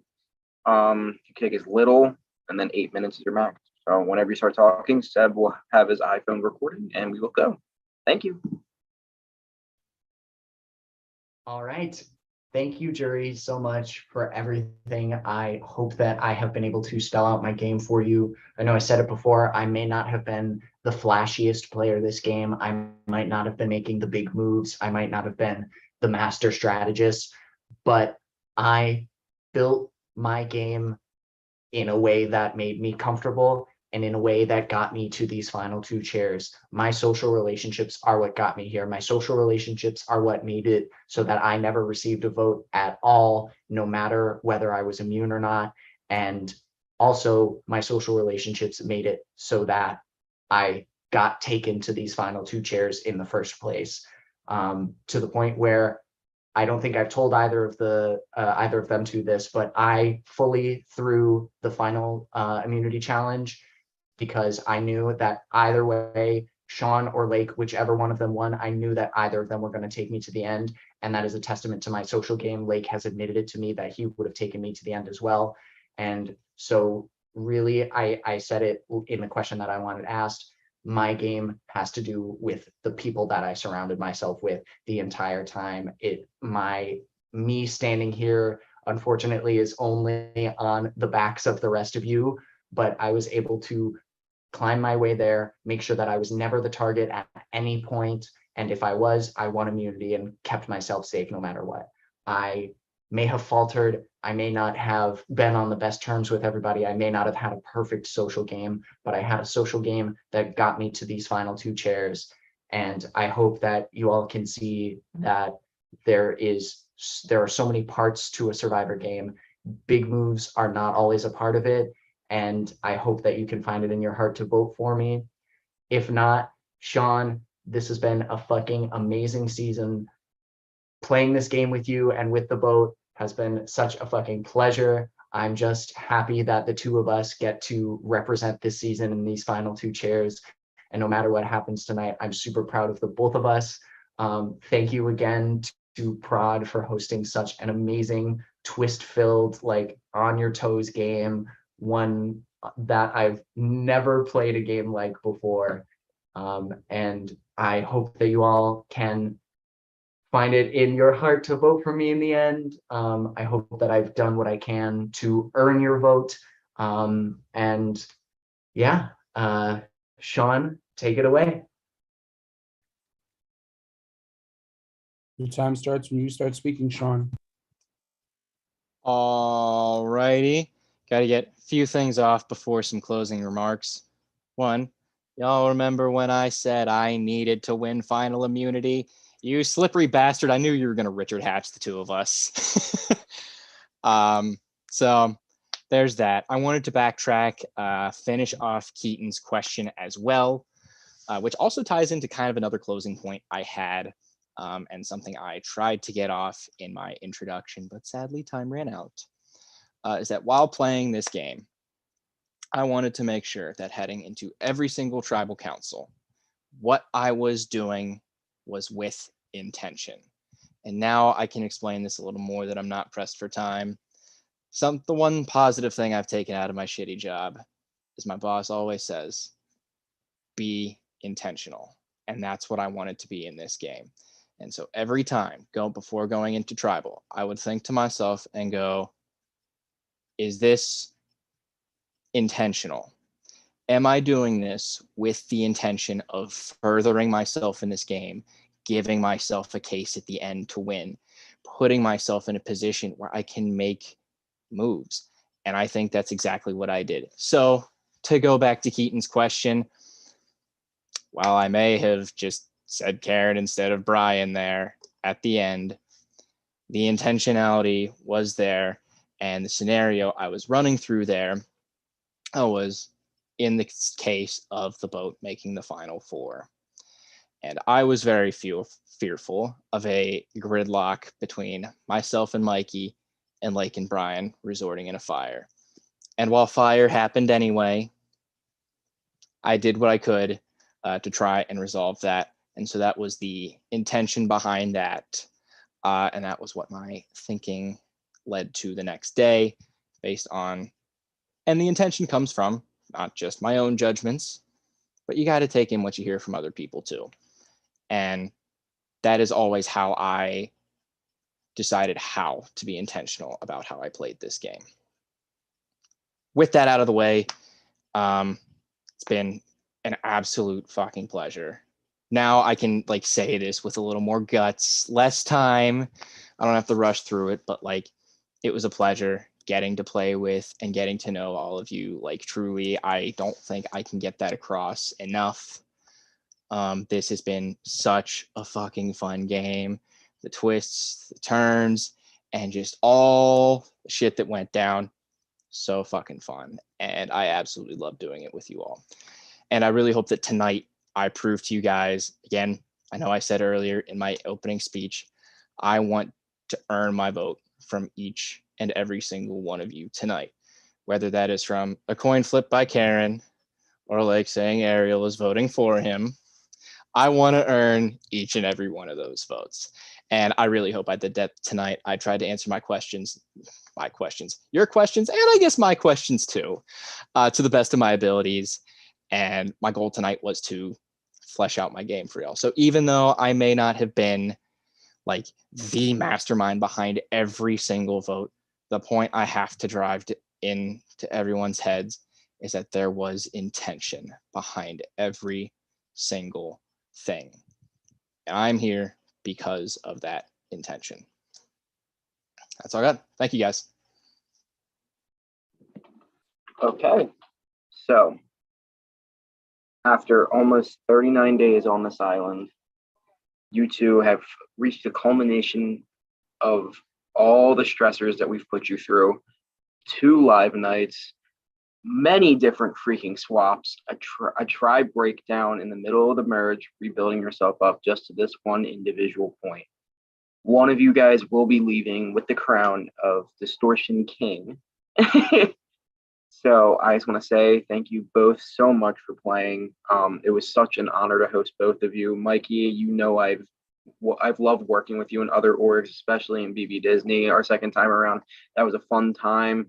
I really have enjoyed getting to know you. Sean, this is the first time I've even known of you. And honestly, you've blown my socks off, literally and figuratively. Your confessionals were probably by far one of my favorites in this game to actually watch. You both absolutely destroyed this game, and I speak for production when I say thank you so much for both of you applying. Without either one of you, this season would not be what it is today. I want to thank the jury as well. They made this what it was. There was 11 people in there who gave it their all. Well, maybe not Kevin, self-explanatory, but Kevin said that to himself, so that's fair. I can roast him for that. The rest of you guys, I really do appreciate you guys putting your effort into our silly little game that we put so much time and effort into. I want to thank Seb, Grace, and Jesse for being there and running these competitions, running these tribal councils, and just being there. Because at the end of the day, I know I'm not the most available individual. So I want to thank them specifically because they do put a lot of work in behind the scenes. And even though they aren't speaking right now and I'm the one who's speaking, they deserve all the glory, not myself.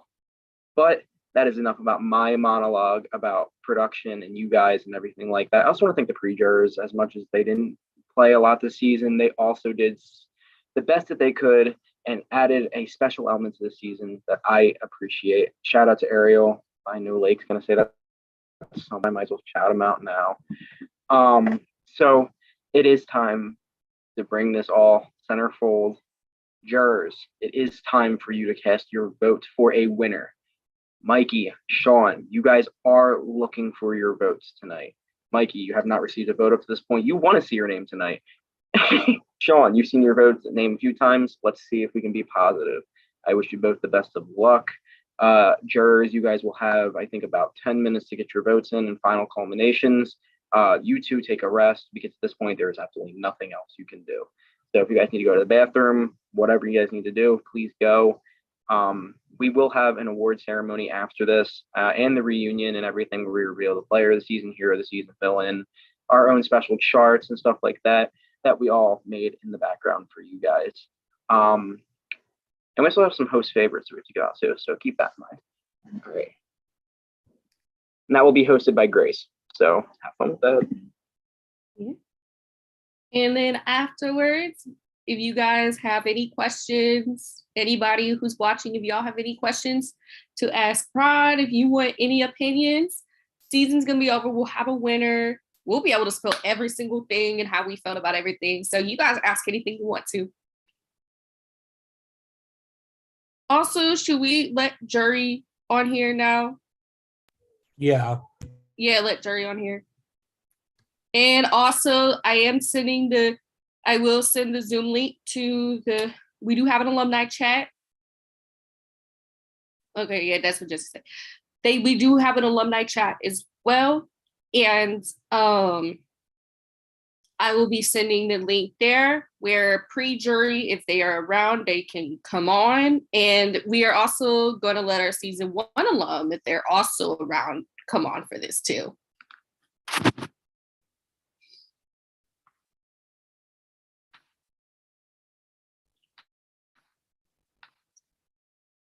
A couple of icons getting their votes in quick.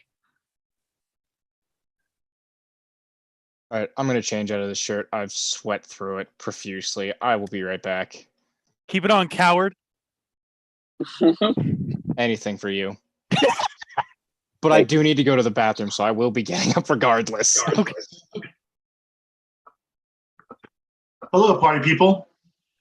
Hello. Billy, put your shirt back on, coward. Look at all your No, beautiful because faces. My this actually has something to do with something that we're announcing later on. So You look like a fish. shut your mouth. I dare everyone to do this thank you leg right now. Absolutely Besides not. Mike. I do. I'm not even gonna attempt that shit. Like, Wait, Billy, what are you talking? What are you saying? especially with who's on prod, I'm definitely not attempting that shit. This thank you leg. Funny. No, because anything I do is gonna end up in my fucking Kevin dancing to various songs group. Oh, on Facebook. You know what? Yeah. I support that so much. Someone please start a Mikey Tiny Hands group. Oh my god, yes. They didn't Oh get my featured at all this season. I'm sad about it. I feel ashamed. Did they really never? I don't think they did. Here, wait, let me go grab them. I would have thought they would have existed at one tribal, but I would have never known. I think they did exist at one tribe. I'm not sure.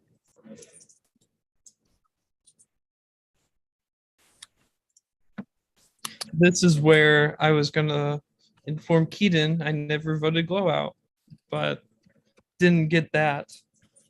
I just want to make a very special announcement that Lake and I just pulled off a massive blindside on a 100-person survivor. It was a massive blindside. Oh, that sounds No, it's awful. a joke. It's a joke.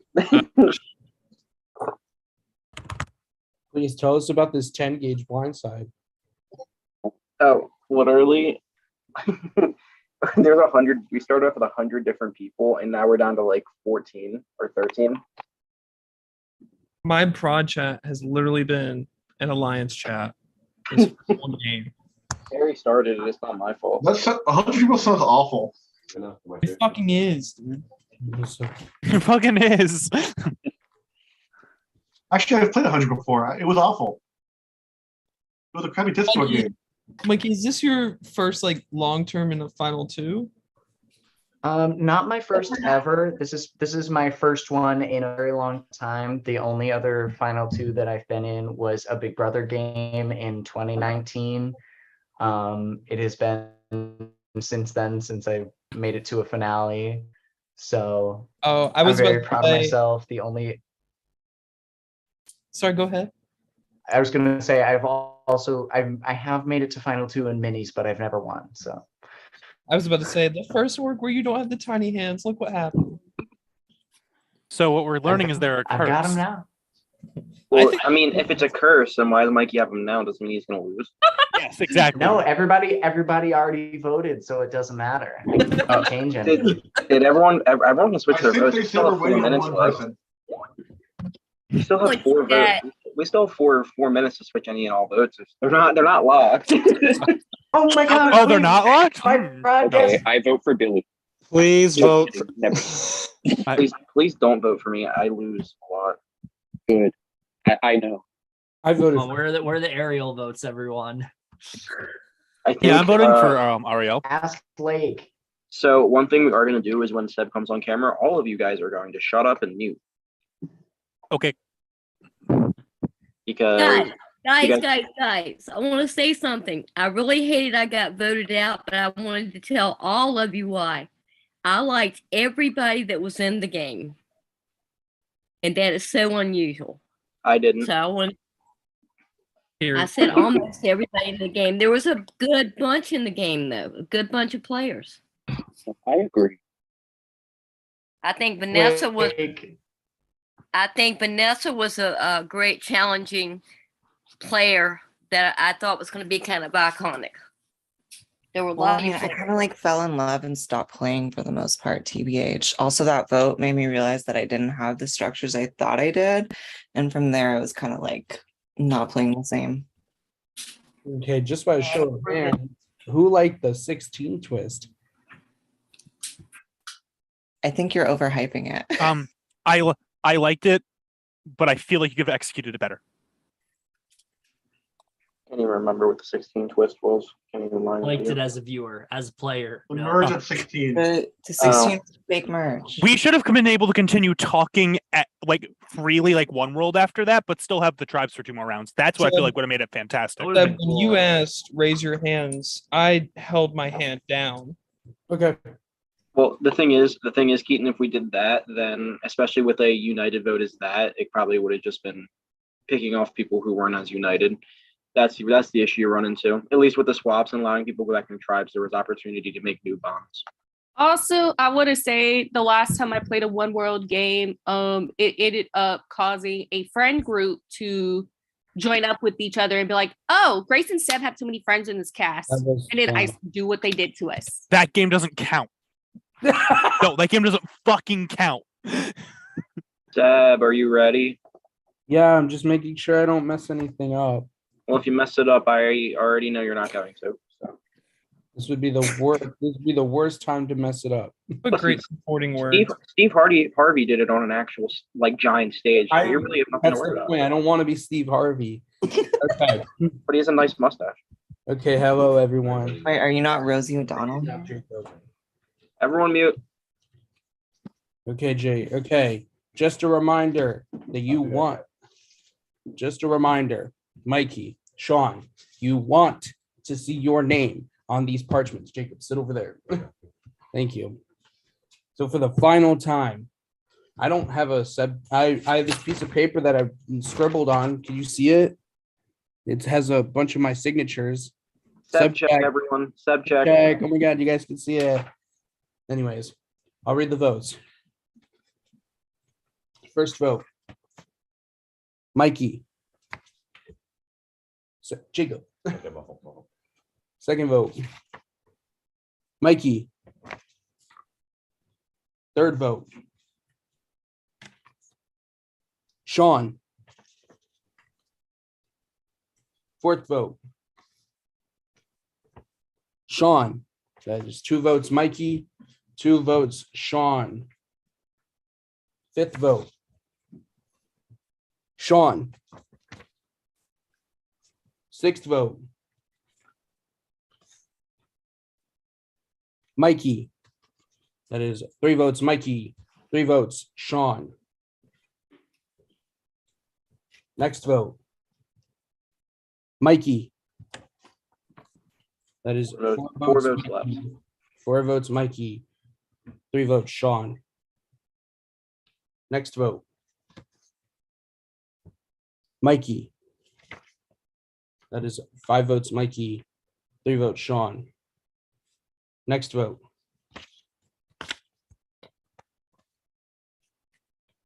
and the winner of Distortion Survivor World's End, Mikey. Congratulations, Mikey. You are the winner of Distortion Survivor World's End. Congratulations. Just a reminder that the vote count was 8-3. Mikey, congratulations. You have just a couple of, well, you'll have all the time in the world, but you have the floor.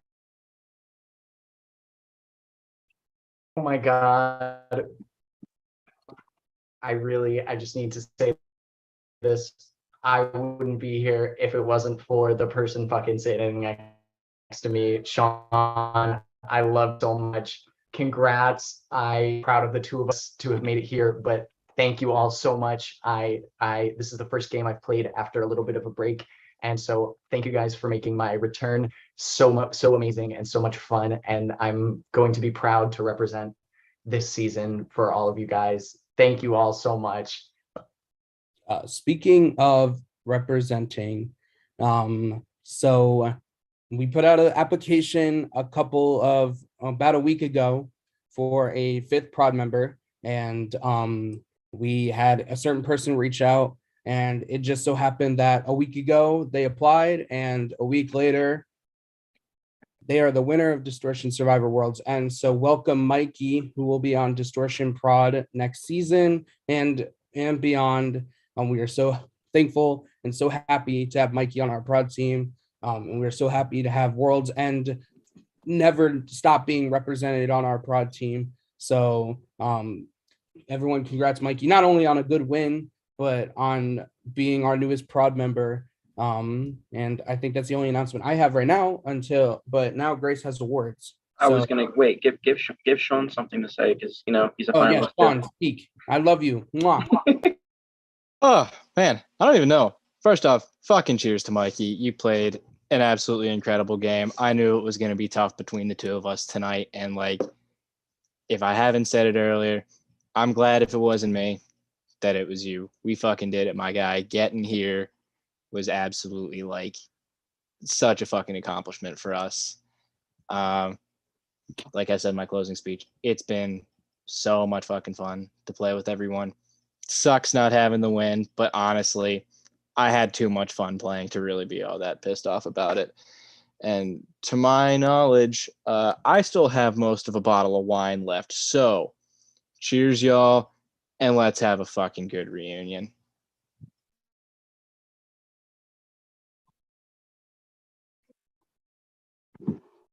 Wait, so we are doing this like Survivor 41, 42? That's how Distortion always will do it. It's how most games do it, actually. Yeah, that's So I do want to just say before Grace gets into her awards, I want to thank you both again for playing. This was a fantastic final two. I really enjoyed watching everyone play. There are awards to get to. Grace will take it off. There are host awards, player awards, and a little surprise at the end. Okay. Is it the CEO award? Well, me and 50th anniversary Mickey, we're both in our glam, ready for the awards. But first, before we get into the awards, I do want to I want to thank you guys so much for playing this game. It means a lot. It means, like I said, keep saying before, it means so much to me. And you guys are still, with us being in the early stages of this series, you are part of our foundation, and you guys are the reason we have this beautiful growth that we do. And we're so excited to keep continuing that for the future. And you guys have been absolutely incredible this season, every single one of you. And this was a very fun season. This was a fun game to watch. Really enjoyed it.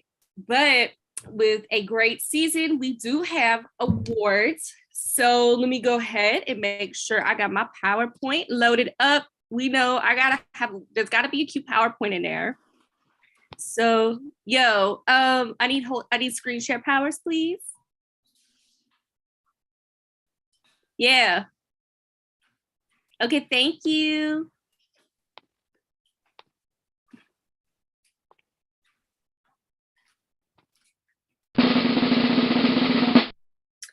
The Distortion Survivor World's End Awards, hosted by the Graciate.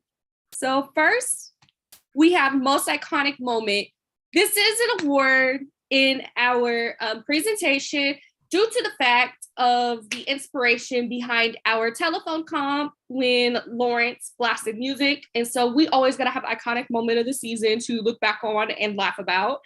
So our winner for Most Iconic Moment is Mikey's project guest, getting a shout out at every tribal from literally every time there's a tribal council. Shout out to Mikey's project, shout out to them.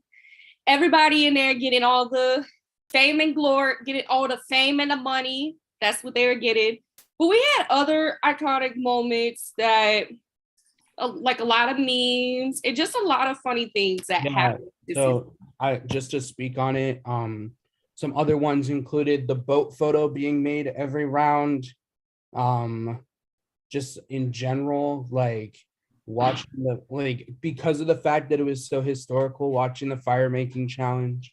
Just, it was a historical One more iconic moment I'm going to shout out is the Karen meme that she would send around with different people and just like kind of like telling them, let's go to tribal.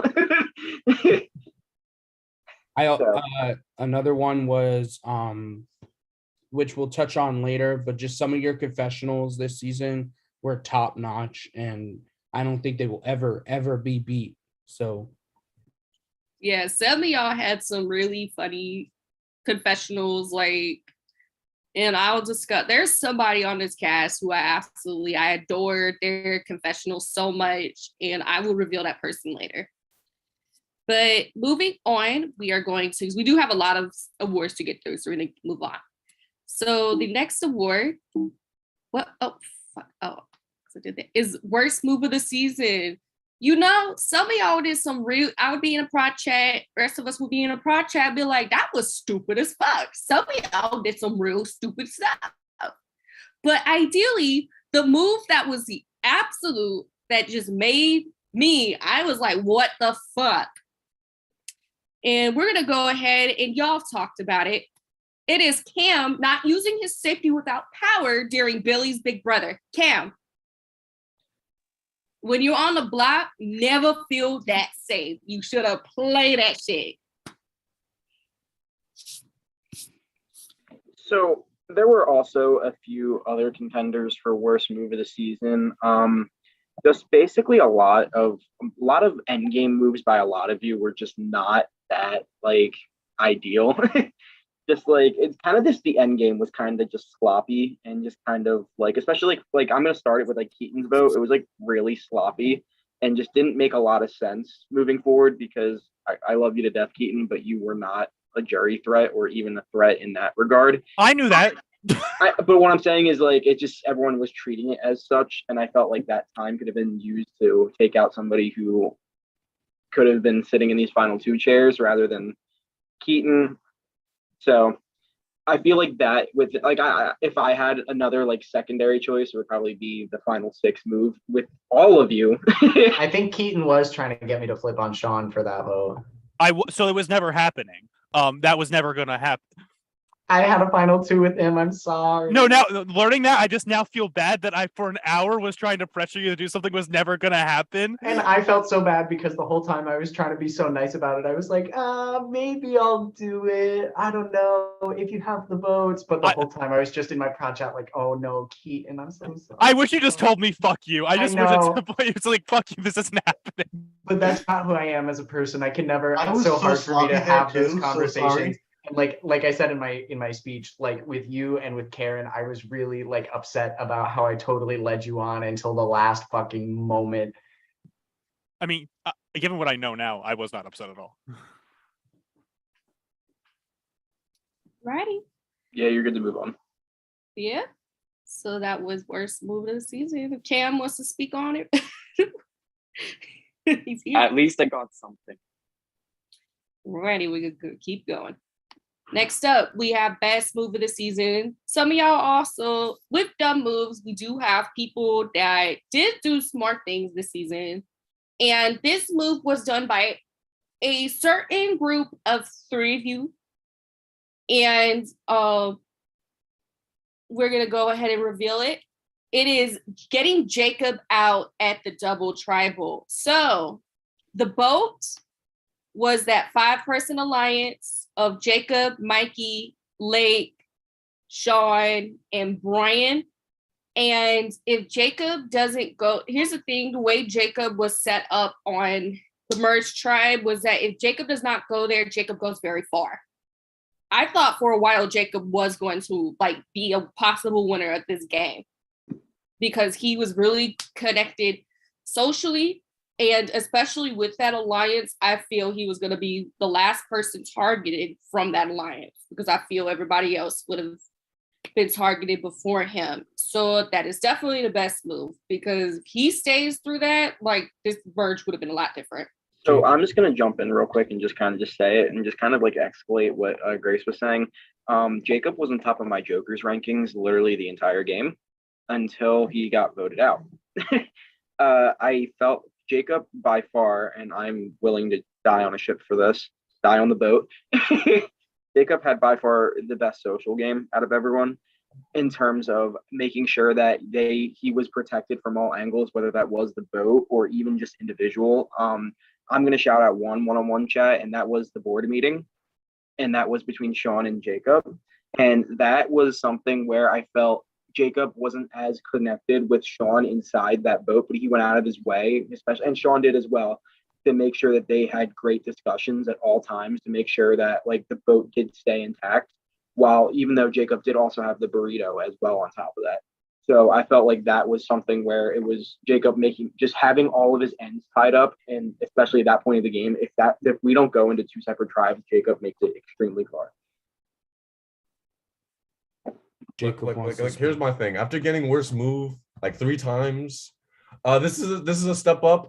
This is I wish I made the best move, but I was gonna call with Karen. I'm like, I swear to God, if this is my first best, I mean, at least my name's in it. That tribal was probably the most chaotic out of all of them, just because basically it was like, okay, if he doesn't play his advantage here, then we can do this. If he plays his advantage here, then he leaves. And then if this advantage isn't played and this advantage wasn't played, then this happens. I would just like to know also if that move hadn't been made, Karen could have been Sareed out. Yeah. So we were very worried that we would have to reset the round because we thought that Lake was going to play his idol, Jacob's going to play his idol, Cam's going to play his safety without power, and Lake's going to play his other idol on Karen, causing us to have to reset the round in live time. But no advantages were played that round, which was very shocking to watch. one thing I would also like to add, a part of like the slash, I would put like a slash here, and this is like Wesley. Wesley winning immunity also was kind of not like best move in that category, but literally like if Wesley doesn't win immunity, it's 4-1, Wesley's out the door, and it dramatically changes the game because like literally I don't think that mistrust between especially Karen and Lake in that middle part right afterwards happens, and that ends up being just a steamroll, and we end up seeing different people. Yeah. And so Karen, Wesley, and Cam, you guys do get part of that recognition for this. You guys get that share that recognition with this move as well, since you three were a part of this. And yeah, that's good job, y'all. Jacob for being a powerful player. Righty, so next up we have my mouse is lagging.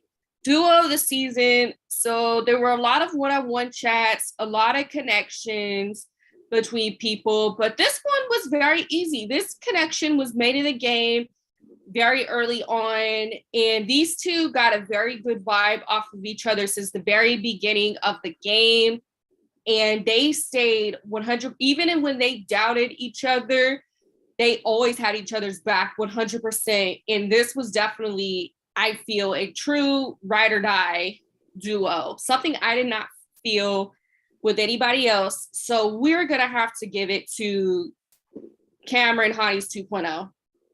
Like, they came and they played as a really, the powerful duo.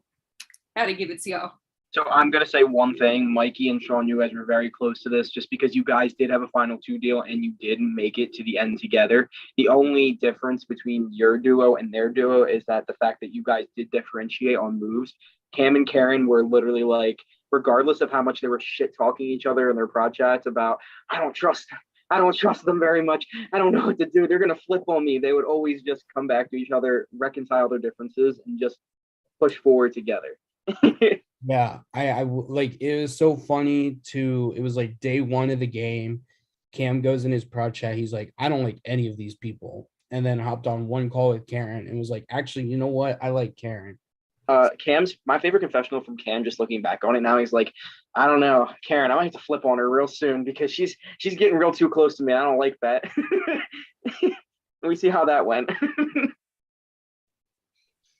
Yeah, another, like, it was just fun to watch like that, like, or like the 5 seconds of Karen thinking that Cam stole the idol from her, and Karen freaking Don't out in her even get me started on that. I felt so betrayed by my heart.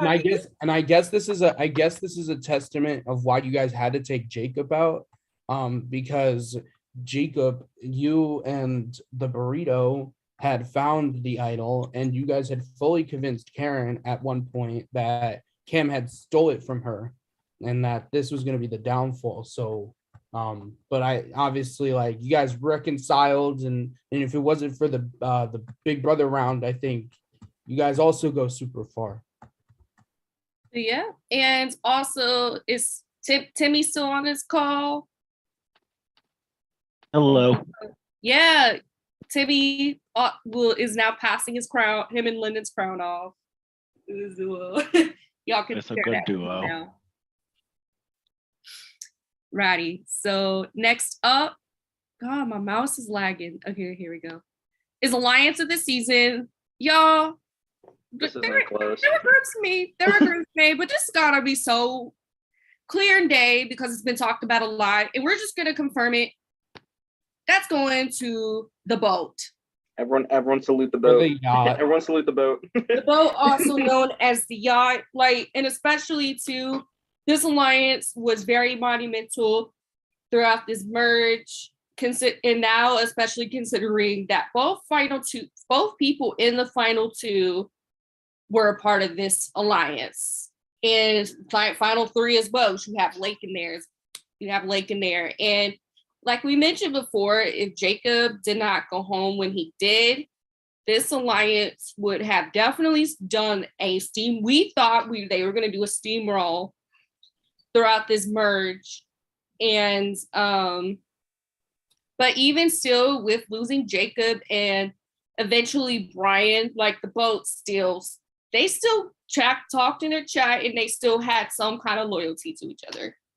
I'm going to say, out of all my hosting experience that I've had, the 4 seasons of hosting that I've had in 2 different series, this is probably my favorite alliance that I've ever seen, due to the fact that it was just extremely funny just to watch. Like, I think genuinely, I got up in the morning at 6:30 every morning after a tribal, after sending someone home, just to find the Mikey picture of sending that person off the boat. And genuinely, that just made my day a lot better waking up in the morning. And genuinely, that was probably just, this alliance was just so like funny to me. It was just like a ragtag group of people just coming together and being like, you know what? We're going to take this boat and we're going to survive this apocalypse that's going on behind us. And you know what? Screw everyone else who's there, you know? And just, I don't know, just something about those pictures, man. There's just, they definitely just, Okay, Mac, I hated that. Why did you say that? I will say, obviously, a contender for Alliance of the season would be the burrito, which is within the boat. But unfortunately, the burrito did not make final 2. We were The gobbled boat up. did. So that's the only reason I think that the boat prioritizes the burrito, because the burrito had been together since day 1. You know, they had found all the advantages literally merge on. And I know that's why Lake probably has his hand up to defend the boat's honor or the burrito's honor. So go. Lake. I mean, yeah, I obviously will defend the burrito, but I want to give more credit to Mikey's winning game of the first time that boat was formed, of how fast he made everyone in that chat comfortable. And I even went to Mikey and I was like, you're doing a great job, like everyone. And he made that photo and it just worked. And I just felt like that should have been brought up. Also for the burrito, I have my Taco Bell, but and also the funniest thing, I will say something funny about the burrito. The original alliance name is probably one of my favorite alliance names that I've seen, and it was called Chicken, Steak, and Beef. And then they formed to make the burrito. Yes. So, I prefer the burrito's name, to be honest. Love the burrito. my favorite sub name for this alliance is the Angry Hand Squad, just because they're all doing something extremely aggressive with their hands. The fact that Sean's face fits that picture that Mikey made so oh my god, it's well. so. If postseason, like literally when we get in the VL, Mikey, please send the last photo. Sean's face literally looks like it was his picture there, like it was supposed to be there. Oh, there's some very funny pictures that I'll send it in the VL now. All right. Yeah, you guys can send it in send your pictures in the VL, but there were funny pictures created by Mikey, and Sean made one too. That was just, I was crying when I saw it. But yeah, that is the alliance. Y'all got carried. Good job. Next up, we have best rivalry. So people were smack talking back and forth with each other all season long. You guys were always in your pro chats, but this one was kind of more, we found, as a public rivalry. And we have to give it to these two people, because it was every round, it was a constant, oh, this person's got to go. I don't trust this person. It was just constant the whole time. So we have to give it to Keaton versus Lake. I'm not gonna lie, this is more of a one-sided beef, but like, as wasn't a lot of rivalry that occurred here. There was a lot of like Lake saying, "I need Keaton to get the fuck out," and Keaton just being alive. My presence pissed off Lake, and frankly, I'm happy. To be fair, Billy, our rivalry of the season last season was also very heavily one-sided, but yeah. I think what locked it for us was right after the final 7 boot happened. The conversation that Keaton and Lake had just really signified that these two were just never going to work together, no matter how many times they said, oh, I might have Keaton, I might have Lake. It just was never going to work, just because of the way passive aggressiveness in your messages was just hilarious. The conversation we had. Oh yeah, sorry. Lake having a conversation and then ignoring Keaton for the rest of the round.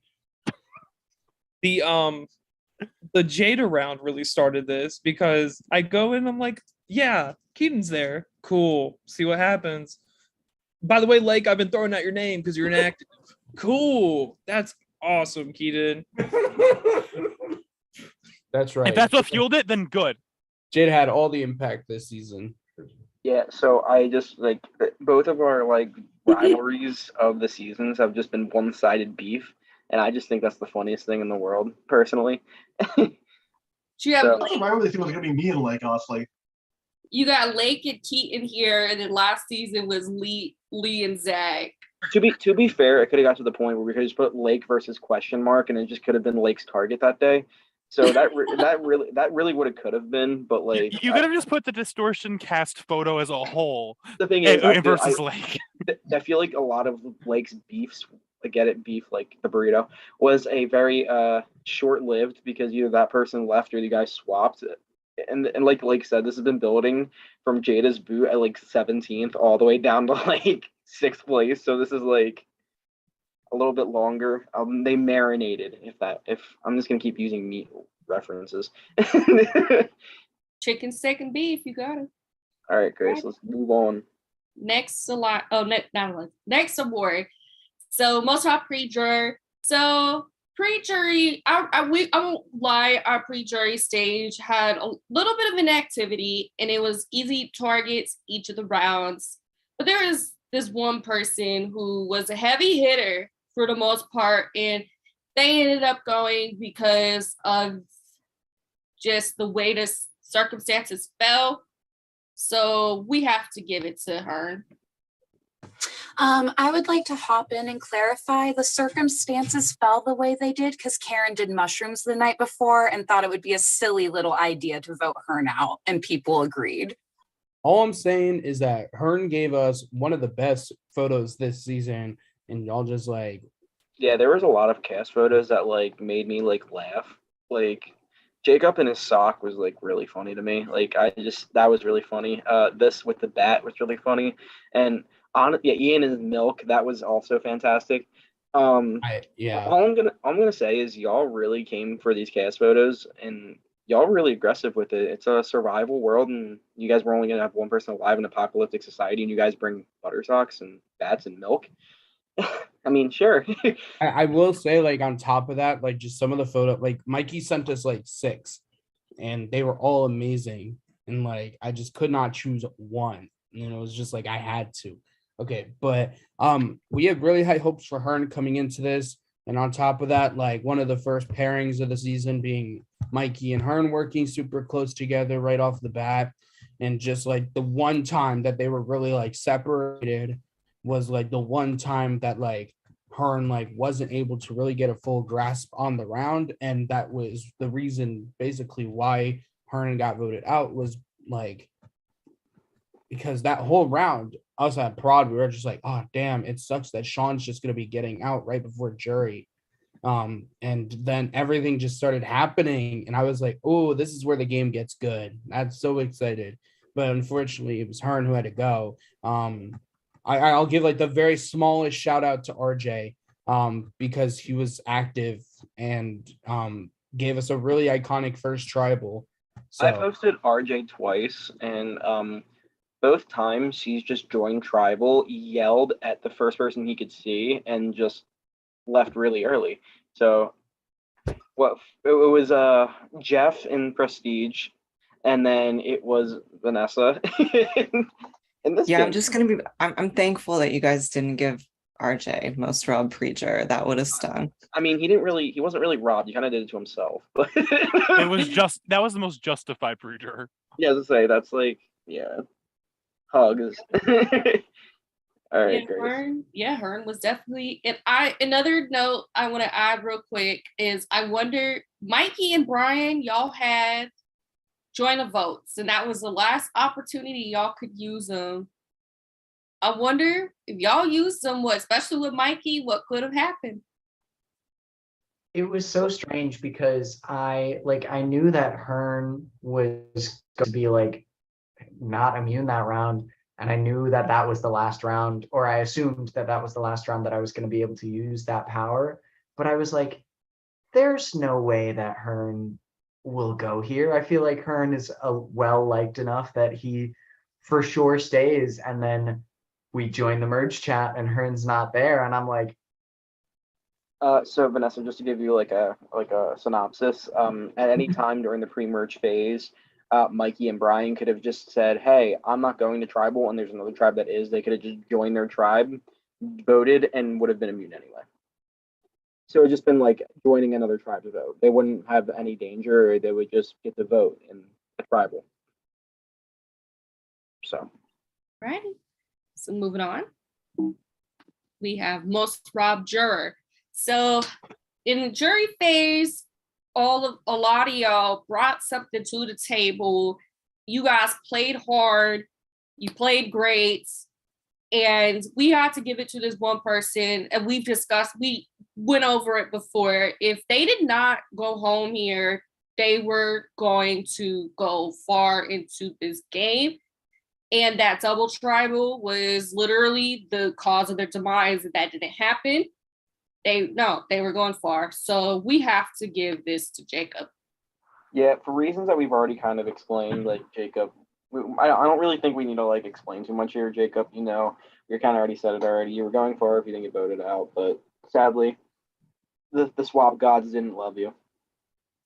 And I do also, and another person I do kind of want to like mention here is actually Vanessa, because she came in after like the whole RJ thing. She came in and played hard. She had people trusting her, and it was always, I like her. I don't want to vote her out.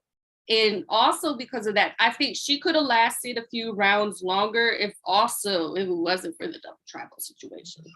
Yeah, no, I really loved watching Jacob play. I think this was Jacob's best game I've ever seen him play, even though he went so early.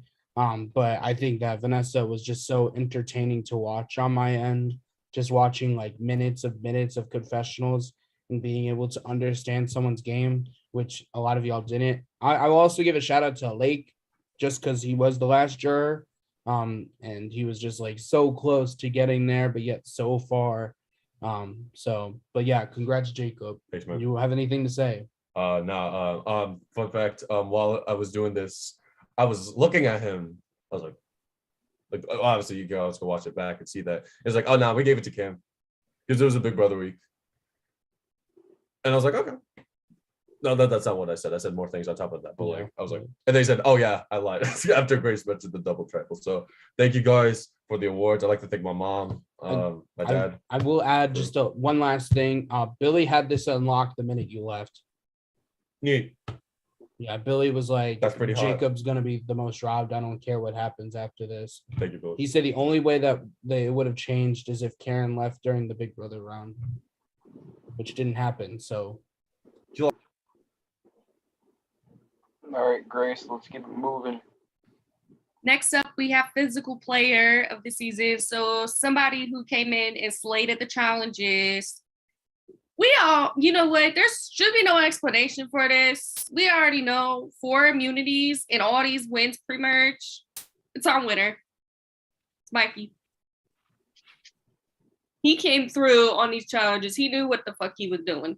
Yes, our winner, Mikey Ruby, won 4 individual immunity challenges, 3 during the actual merge, 1 during the forest fire round. Mikey holds the record for most individual immunity wins in Distortion history, beating Jason's 3. But yeah, Mikey just was able to keep himself safe a lot of the pre-merge just by competing. And then literally kept himself safe during the 16 round, which, to be fair, no one really had to, but still was able to win that comp, and then being able to come into the merge and win comps that Mikey needed to win. It was just cool to watch. Alrighty. So next up, we have social player of the season. So this person always made sure to go on calls with people. Everyone felt very good with this person for a while. Even if this person wronged somebody or if they made a move against someone, people still stuck with them. And that definitely says a lot to their social game. And the way how this person also attended so many tribals and did not receive a vote until they were out of this game. Karen. You guys all felt so comfortable with her the whole time.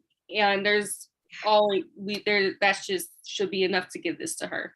Yeah, I would be waking up at 10 o'clock on a weekend, and Karen would be calling, and I'm like, that's 3 hours ahead or like behind me, Karen. Why are you like awake right now?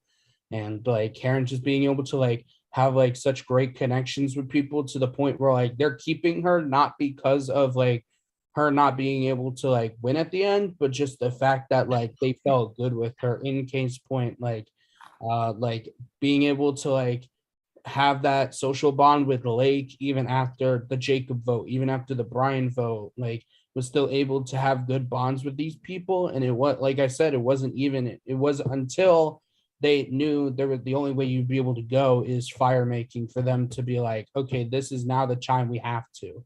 So, but Karen was able to keep a lot of social bonds. She wasn't in the boat, but she was in the boat. Like she was with Cam until that BB night. Like she had those tight locks on sociability and was able to like be like, exactly. It's like, I think she had, and plus she had like other allies like Vanessa and Glow before they left. Like all these people who like wanted to work with Karen. Like even the like EXP unanimous winners chat with her and Kevin. Like Kevin was so like it felt like Kevin wanted to work with Karen. Like all these people wanted to work with Karen, even as like she came into the merge a threat. So like it was really cool to like see like someone's like pure sociability keeping them away from getting votes. So Yeah, definitely. And I want to make another note too.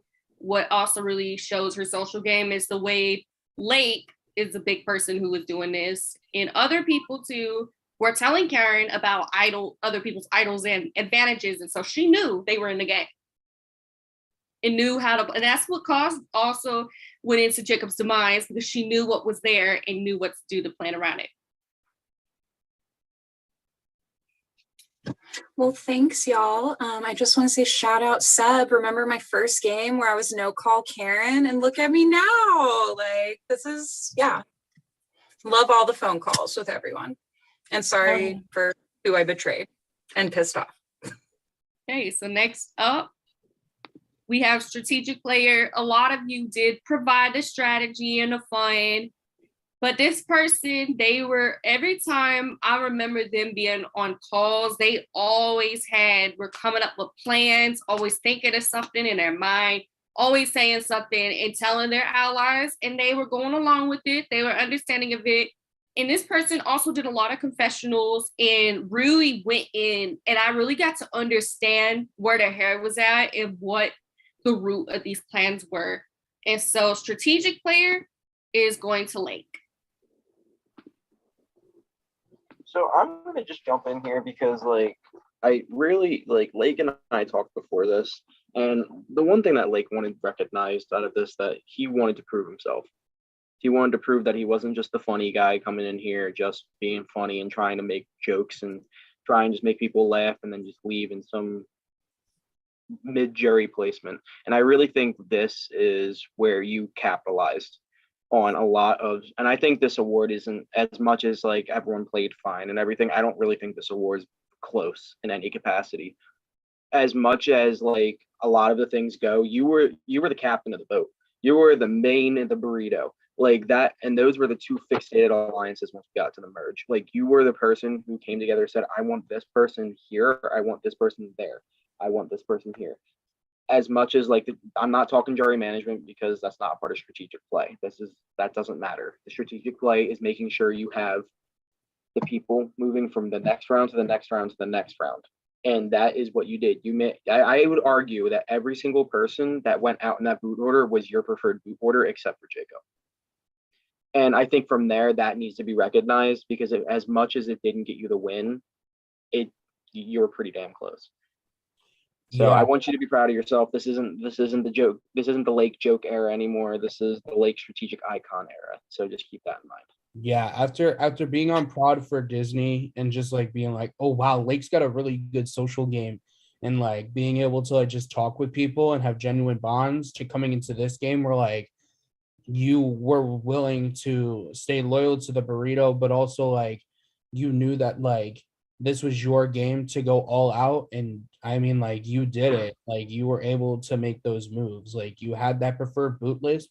And except for like a couple of people, like those people went in that order. Like you had a strong hand on all of the pre-merge and like the first few rounds of the merge. Like even when you were like down and out, like boom, Cam goes. Like it like you had a strong hand on all these moves.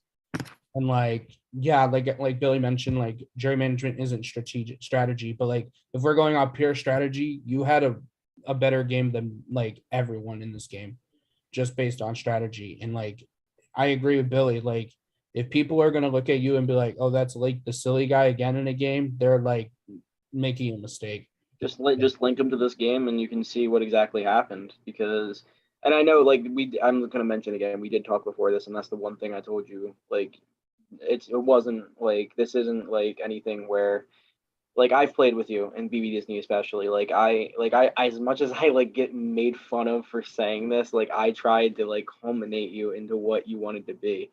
And you're gonna disagree with this, but your strategic prowess in this game, it felt like watching me come into this game and just be a menace to society, but also plan out every single one of your moves.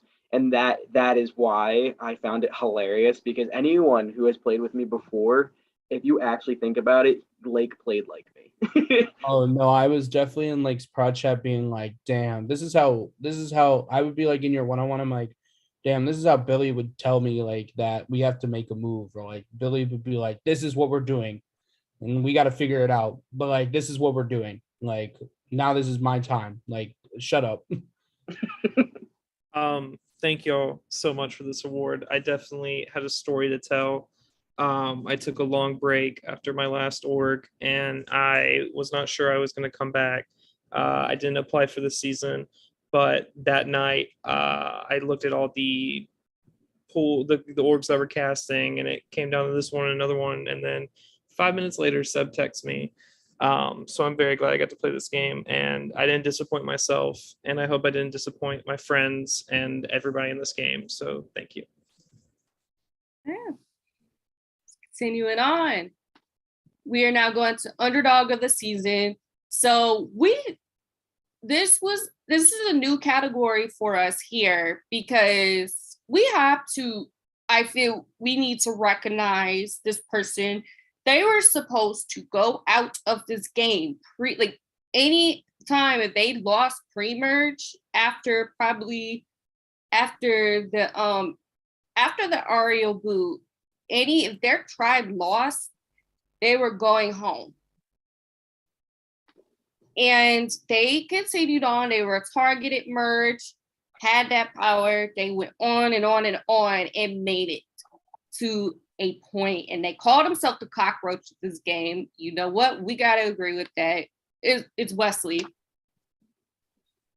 Okay, so I'm going to kind of step in here because there's some things that I did want to bring up, especially with production around, and I do want to take this more of a serious note right now. Wesley, I know you might not have felt this way, but I definitely felt this way. Most of this game, you were extremely underestimated, and at times, I felt as though some people were not necessarily fair towards you, and I do apologize for that. So that is where I'm going to step in and say that some of us need you to be better in that department. I'm not going to name names, because that's no one's business at the end of the day. But a lot of you guys were just very, and I know it's not an intentional way, but a lot of you guys were not the nicest. And it wasn't like personal shots, but you guys were just very disregarding of Wesley's game, regardless of what actually happened, and weren't giving him much of an opportunity, regardless if that would have helped your game or not. And I do think that just self-reflection is probably best. And I'm not trying to like call anyone out here, so please don't take it that way. But I felt very pained at times, and I know the rest of production felt the same way, watching Wesley try to talk to a lot of you, and a lot of you guys were just going to other chats and ignoring him intentionally and just giving him the cold shoulder, just because, even when he wasn't getting voted out, just giving him the cold shoulder just because you could. And that is just not an environment that I would like to see thrive. And that just, I don't know, that just made me extremely uncomfortable. So yeah, I will say there's one of the episode quotes. It didn't make it, but one of the potential episode quotes was something Wesley said in his prod chat, and it just like broke my heart. And it was like, if you're going to ignore me, don't respond to the tribe setup time. Like, or if you like, it just felt like, oh, like it hurt. But I like, Wesley came into this game. He wanted to kill it, and I can honestly say I think Wesley killed it. Like I know if I was in Wesley's spot, I would not have made it anywhere as close as far as Wesley did. The fact that Wesley, like most of pre-merge, like people were saying his name. The fact that at final 13 he was supposed to go. The fact that at final 10, all four of those people that during the Jacob round all thought it was going to be an easy boot until Wesley won immunity. And it was never like, oh, like Mikey won immunity, so now we have to think of a different plan, or like, oh, this person won immunity. So it was always like, oh, Wesley won, so now we have to flip everything. Like Wesley was able to Wesley got all y'all pressed. Like y'all really wanted Wesley's head on a spike for what? Like he was just trying to play the game. Even when he was like being honest with everyone, they were like, okay, well, I don't believe you. Like, and it I think that's the part that frustrated me the most of this game was just like y'all were like, and that's what frustrated me most about the end game, and that's why like I love you all as people. Like I've gotten to know all of you especially, but Wesley's intentions were very pure in that regard, and you guys and all of you were very open and were very open about Wesley not being a jury threat, and you guys weren't taking advantage of that. You guys were trusting people who had backstabbed you before, and it didn't really make much sense. It was just a very confusing gameplay towards the end, and it felt at times to be a more of a personal slight rather than an actual game slight. So that's the way I look at it. And I know none of y'all are intentionally doing this, but like regardless, a lot of you, I can count maybe on one hand how many orders I've met that could have done what Wesley did in that position. And I'm really tired of people saying Wesley didn't play a good game. Because at the end of the day, it takes a lot of special talent to be someone who is available for anything at any times. And the best Survivor player of all time was exactly that. So let's just keep that in mind. Yeah. And I want to say another thing too is like consider, well, his intentions were very pure. And I just want to say this. Wesley, he kept this, my favorite, the best part of it. He knew this was going on. He kept this cool though. And that's something we do have to applaud, and that is something to his game. He kept us cool. If it were like me, if it was probably somebody in like what Billy said, there's very few orgers that could escape with this. If it was someone like me or someone who has like a loud personality, we would have been we would have lashed out. But he kept us cool and he continued to play this game. And that is something great that we got to see. So I'm sorry for making that really long-winded, but this is something that I have been planning for since the Big Brother round to make kind of a deal about. I know we're not all perfect. That's all. No, trust me. But Wesley, thank you so much for playing and just dealing with a lot of the factors of being an underdog. Because I understand that shit's not hard. That's just not difficult. It's not easy to deal with on a daily basis. Yeah, So, Wesley, like you said in your interview, you'd never made a Skype merge. So to not ever making us a merge in a Skype game to getting fifth, it's just like I think that it was amazing to watch your game. I'm so glad you played. And I don't think I'll just say this. I don't think enough people I truly don't believe that people give you enough recognition in this game. Because I think that if you were at the end, I think Lake said this, but if you were at the end at the final two, you would have had my vote, like hands down. The fact that you were able to get this far and still have a game to say, yeah, you had my vote, like hands down. Thank you so much. I have a lot of weird feelings right now. So. Alrighty. So next up, we are going to Hero of the Season. So this person, all I have to say, because I know Seb has a very strong opinion on this, but My only thing is with this is that this person, they made their moves in the game, and no matter how they were, people still loved and adored this person. Still loved and adored them the whole time. And literally, it was nothing but good things that were said. So, and especially with the way the game was, it reflects it. So hero this season is going to Sean.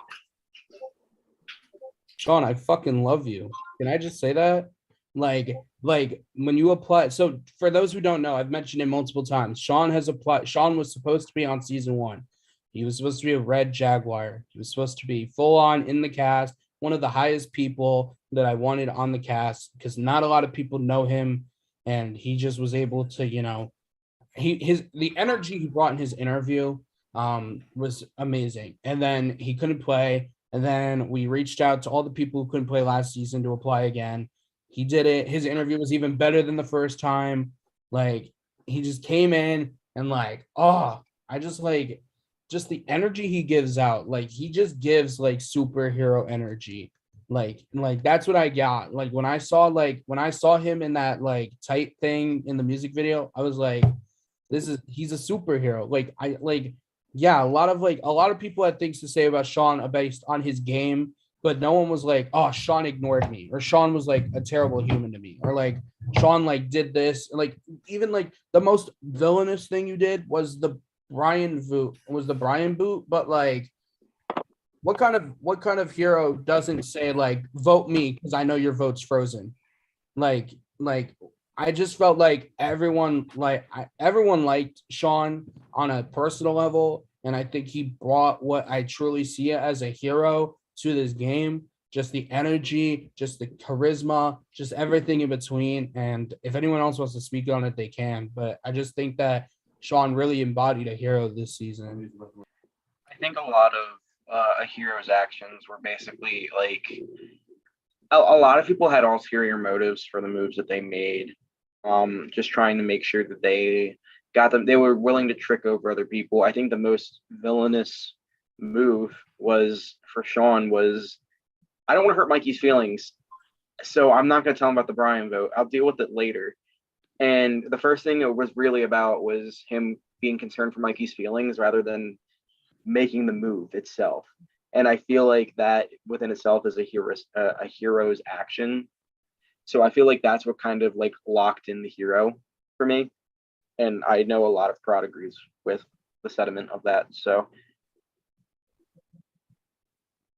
Yeah. Sean, you want to say something? I'll fucking rock. Like, I know I said this in my last confessional coming in, but like, I was so excited to actually play this game because of the fact that like I was probably going to know nobody. And so like it was fucking fun. I loved it. And like, I don't know. I just want to play a fucking fun game. I had fun.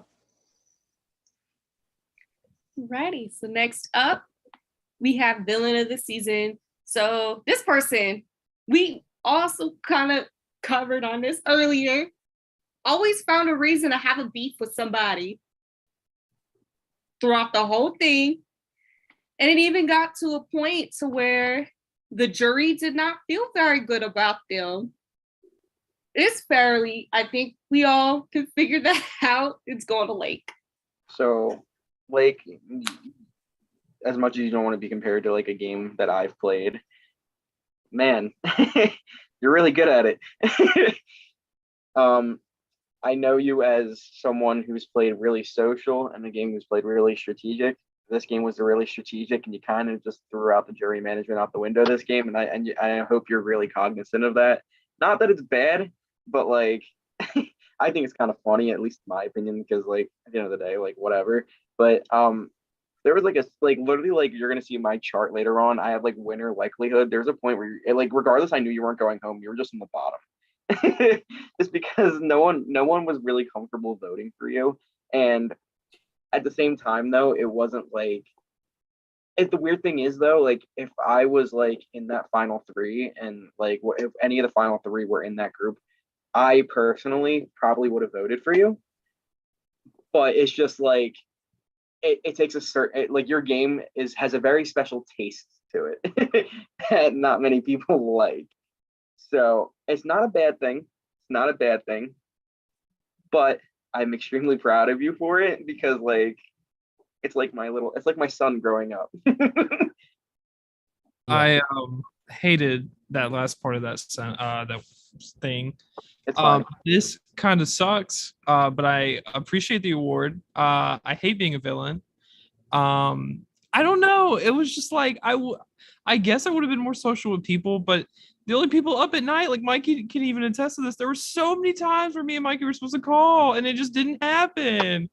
Because I'd be like, it'd be like 2 a.m. and Mikey's like, "Bestie, I'm asleep." I think the reason why you were more villain was because you were more straightforward. Yeah. A lot of people this season were very like, isn't that can I contribute this to the Final Four Tribal Council? Just like not Lake, Karen, Mikey, and Sean just being like, we're gonna do a 2-2 together. All of us are gonna do it together. And Lake's like, I'm voting this guy. Well, it's also like the small things too, like Lake voting for tribal times and then not showing up. Like when everyone else did, like especially at that Final Four where I chose the only option Lake picked, and he wasn't even there. But I will say like Oh wait, I have one more, Seb. Him being the only person not to use his one-on-one chats I specifically created for him. That also was just like that was villainous to me. I will say that we discussed Vanessa, and we had also discussed in my opinion, I was fighting for Cam to get this award just because Cam lied about so much unnecessary things. Oh my god, Cam would just be like oh my god. And he would go straight to his prod chat. Like he would be like, oh cool, what's D&D? And yes, that's the example I was doing. And then Cam would go, I don't know what the fuck D&D is, but I'm gonna tell Mikey that I care about it. Or like the conversation that Cam had with Vanessa in the beginning of the season. That's what I was about to get ready to bring up. I love Wet Nap. Cam literally Googled one of the bands that you were talking about and said, I like this one and I like this song. Oh no, you know another thing he did too? He spun a good wheel. fucking song. He spun a wheel to pick a band that Vanessa mentioned to have a conversation about. But it was just like as Lake is like a villain on a game level, like Cam and it was never like malicious, but it was just like the amount of stuff the stuff that Cam lied about for no reason whatsoever. I was like, this is funny, but this is like a cartoon villain where like they're like, you know, not being malicious, but they're like, oh, I'm gonna I don't know, but I thought Cam. He also came in. Well, then again, he also did come in and said he wanted to be chaotic this game, so and be a troll. I will announce this real quick, because I didn't add it to the doc, and the episode quote from the jurors' perspective, because I told the jurors they would have a quote for the finale. It is Cam saying, "I swear to God, if Sean says chaotic one more time." It's true. He said it so many fucking times. Like almost every conversation, it would be the word chaos in there. I'm pretty sure good TV was also in every single conversation we had. Yeah, that too. Okay, but I think we're all done with late. Yeah, let's move on. It's getting late and I gotta go to sleep soon. Where's the award for best analogy of what disaster things were? Oh my God. I hated that. Okay. If we had to pick an award for best analogy of a natural disaster, it would go to Lake for calling volcanoes respectable. Okay. Next up, we have player of the season.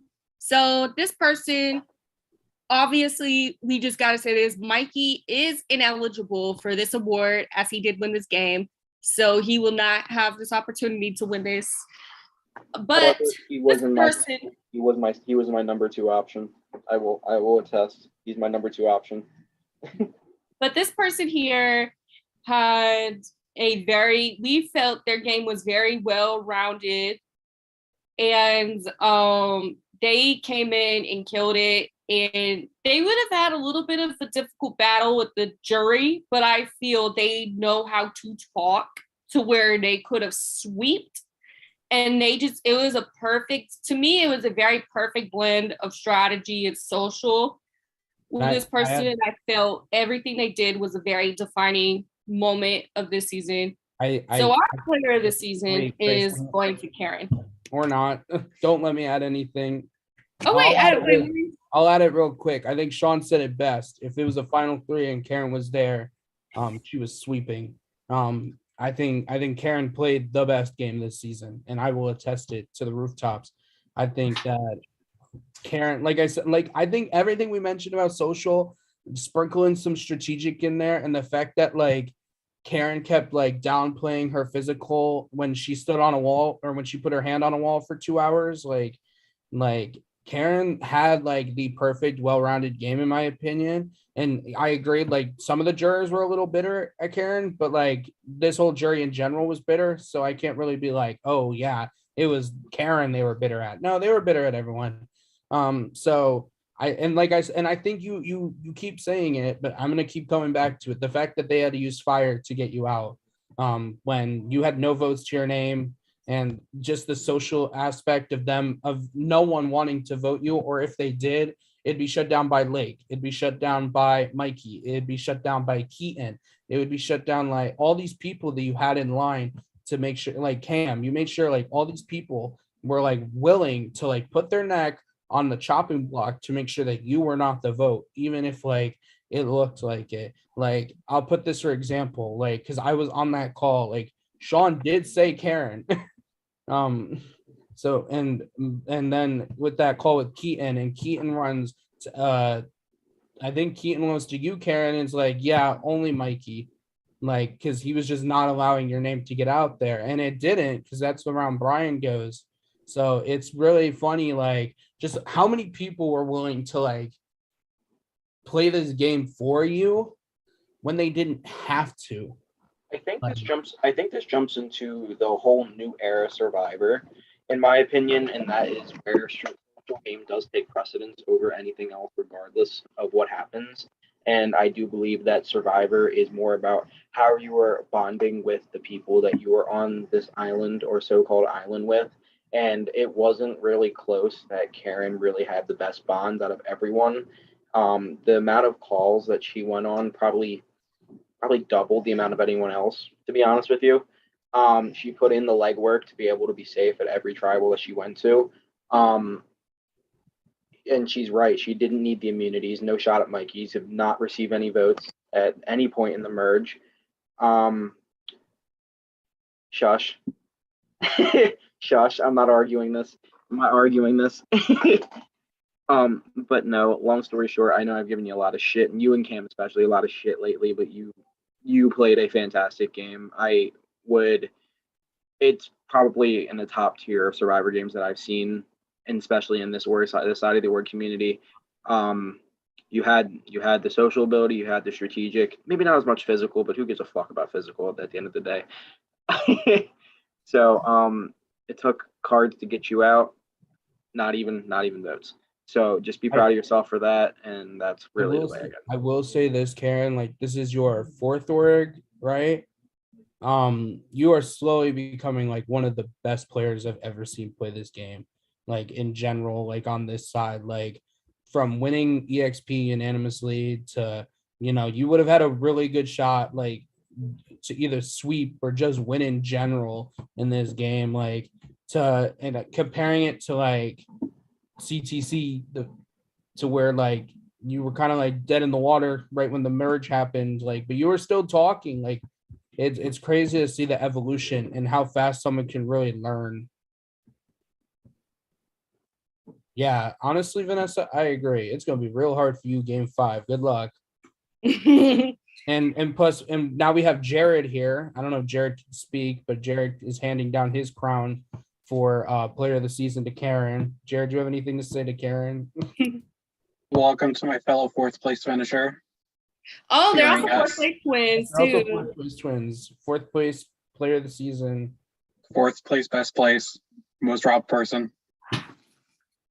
Well, yeah, I'm happy to be here. Yeah, thank you so much. I definitely would say this is the best game I've ever played and also the most fun I've ever had playing a game. Like even the game that I won unanimously, like I wasn't almost to read out of there. I didn't go to fucking fire there. Like I didn't blindside people there. Not often, not as much as I did here. Like, I don't know, just, yeah, really. I mean, hi, Jacob. Hashtag best move. You know, yeah, thank y'all so much. I don't know. I'm tickled. I'm just tickled. Please stop. That phrasing has been said 3 times tonight, and I'm very uncomfortable with it. Okay, I think the only awards left are prod favorites, right? Yeah. That and the Graciante little super. Oh yes, but my stupid awards. You guys will see those later in a second. But next up, Jesse, floor is yours if you want to speak. I think she's still here. Jesse? Hello? She said something in the chat. You said a heart. she said one of us do it. I'll do it. Okay, yeah, I can do it. It's fine. Oh, Billy's got it. Yeah. So Jesse's host favorite was Karen. Jesse mentioned multiple times in the production chat that honestly that you're like 99 plus in the confessional chat was something to look forward to on a daily basis, whether that was you talking strategy with Cindy, trashing men as you should, or just anything in between. I know all of us, especially Jesse, enjoyed watching your content, and it really did bring a huge uplifting to the season, and for that we are thankful. Thank you, Jesse. Next up is Mr. Vance. I really think mine is kind of obvious. I hope someone knows how much I appreciate them. I'm going to get real sappy for a second, so please reveal the host favorite award. My host favorite is Lake. I really don't want to cry here because I'm not very emotional in any capacity, but Lake and I have like a really long road together. Starting off all the way back in Prestige where things did happen. And I put my back out there to make sure that Lake did not have a negative connotation in the community. And he has rewarded me tenfold to show that things do happen for a reason. And he has genuinely one of the best souls I've ever seen. As much as you pissed me off this game by not using your confessional chat or even your even using your one-on-ones, I'm just taking this time to celebrate you as an individual rather than anything as strategic play. You've proven me right multiple times as an individual, to not be judged off something that happens one time. And I really want you to look at yourself and see yourself as an amazing org player in this community and to not let yourself get down in any capacity, because at the end of the day, these are just silly little games. People are deserving of chances, especially for yourself. And I want you to recognize that. So as much as this host favorite really isn't about hosting, it's more so about how I value you as an individual. So I hope you understand that basically at the end of the day, just need to be happy with yourself. So I didn't cry. I do love me some Billy Vance. So yeah, host favorite. Don't get used to it. Okay, next up is mine. Oh my goodness. So I'll say this was hard for me. This was hard for me because a lot of y'all made me laugh. A lot of y'all made me smile. A lot of y'all really showed me this is why I love hosting this game. This is why hosting is, even though it can be stressful, this is why it's fun because of the people that we do have. And it was very, especially whenever my favorite thing, whenever we slipped up this season, all of you were very understanding. And that's something that is rare to see. All of you were understanding and all of y'all were amazing. And so I do want to thank y'all for that. But this person here always had me fucking laughing by any pictures, anything they were saying. And I noticed anytime they had a conversation in a one-on-one chat, I would always hop in the conversation because I'm like, it is just genuinely based on the topic it was.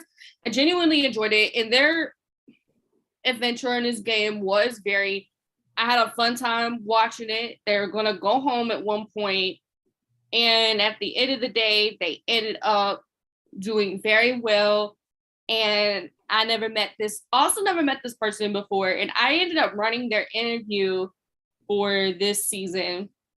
And I immediately got that vibe, like, oh my God, like hopefully things work out and it'll stick, because that was fun.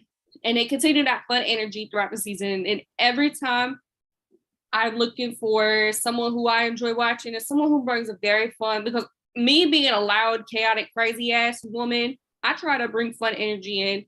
I want that same person to bring the best fun energy they can. So, without further ado, my host favorite is Sean. Sean, yeah, look at you. You always, like I said, you always have me laughing. And your confessionals too. That was another thing I said I was going to talk about. Your confessionals, I enjoyed watching them. I was like, okay, this is fun to watch. And but yeah, you got that. And I do. Another person who Mikey was close for me. There was just a lot of y'all. Wesley was also a very close option for me as well, because I am somebody who I'm a sucker for underdog stories. I love them. And that was another reason for it, but I ended up giving it to Sean there. So yeah. But all of you were amazing. I loved everybody this season. Much love. Mikey, do you have a host favorite that you would like to give out? Say me, no Sure. pressure. My host favorite is I don't know. This is a hard one, but there was one person who they did really well, like all the way throughout the whole season.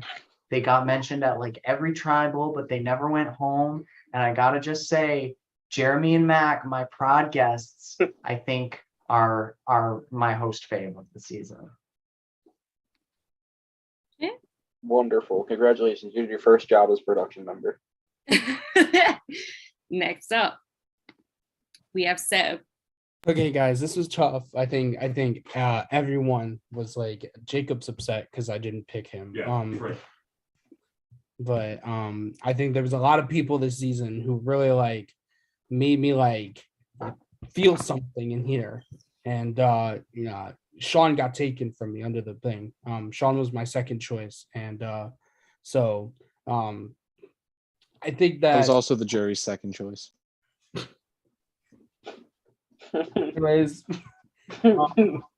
anyways, this person, I never really met them before the season, and I think that they came in, I didn't know what they were gonna do, and they really just impressed me. And honestly, I think that they played a really good game, no matter how many times they keep shitting on themselves.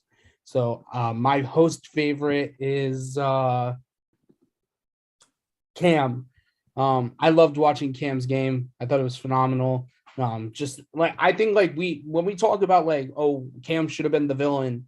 I think it's just like his villainy was so fun to watch, and like, just the small little comments and like him adding skull emojis to every message at the end with the capital like please. Like those are my favorite messages. Like when there would just be like a random conversation and all you see is like please in all caps. I was like, oh, Cam's here, and like it's a party.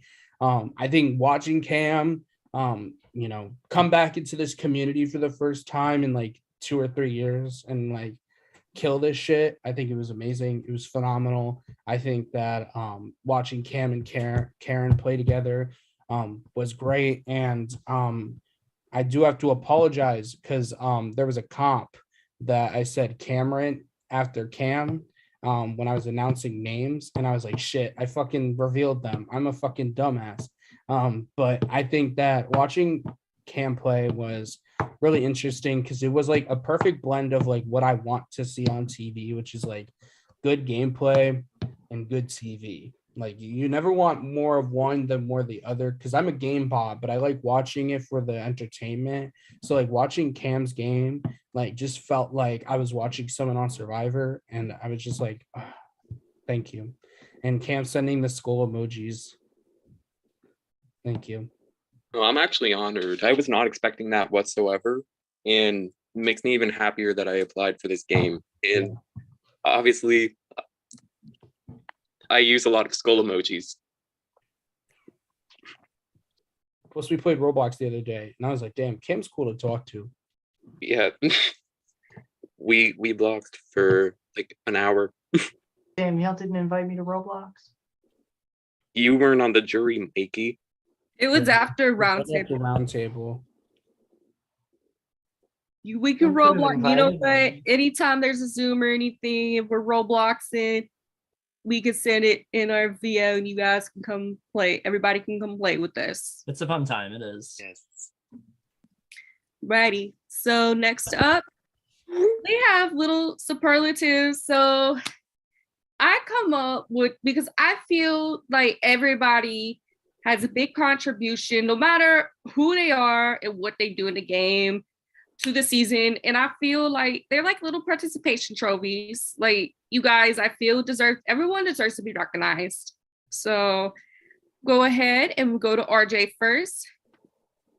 RJ, the Chaos of Tribal Count, well, the Council, but Chaos of Tribal.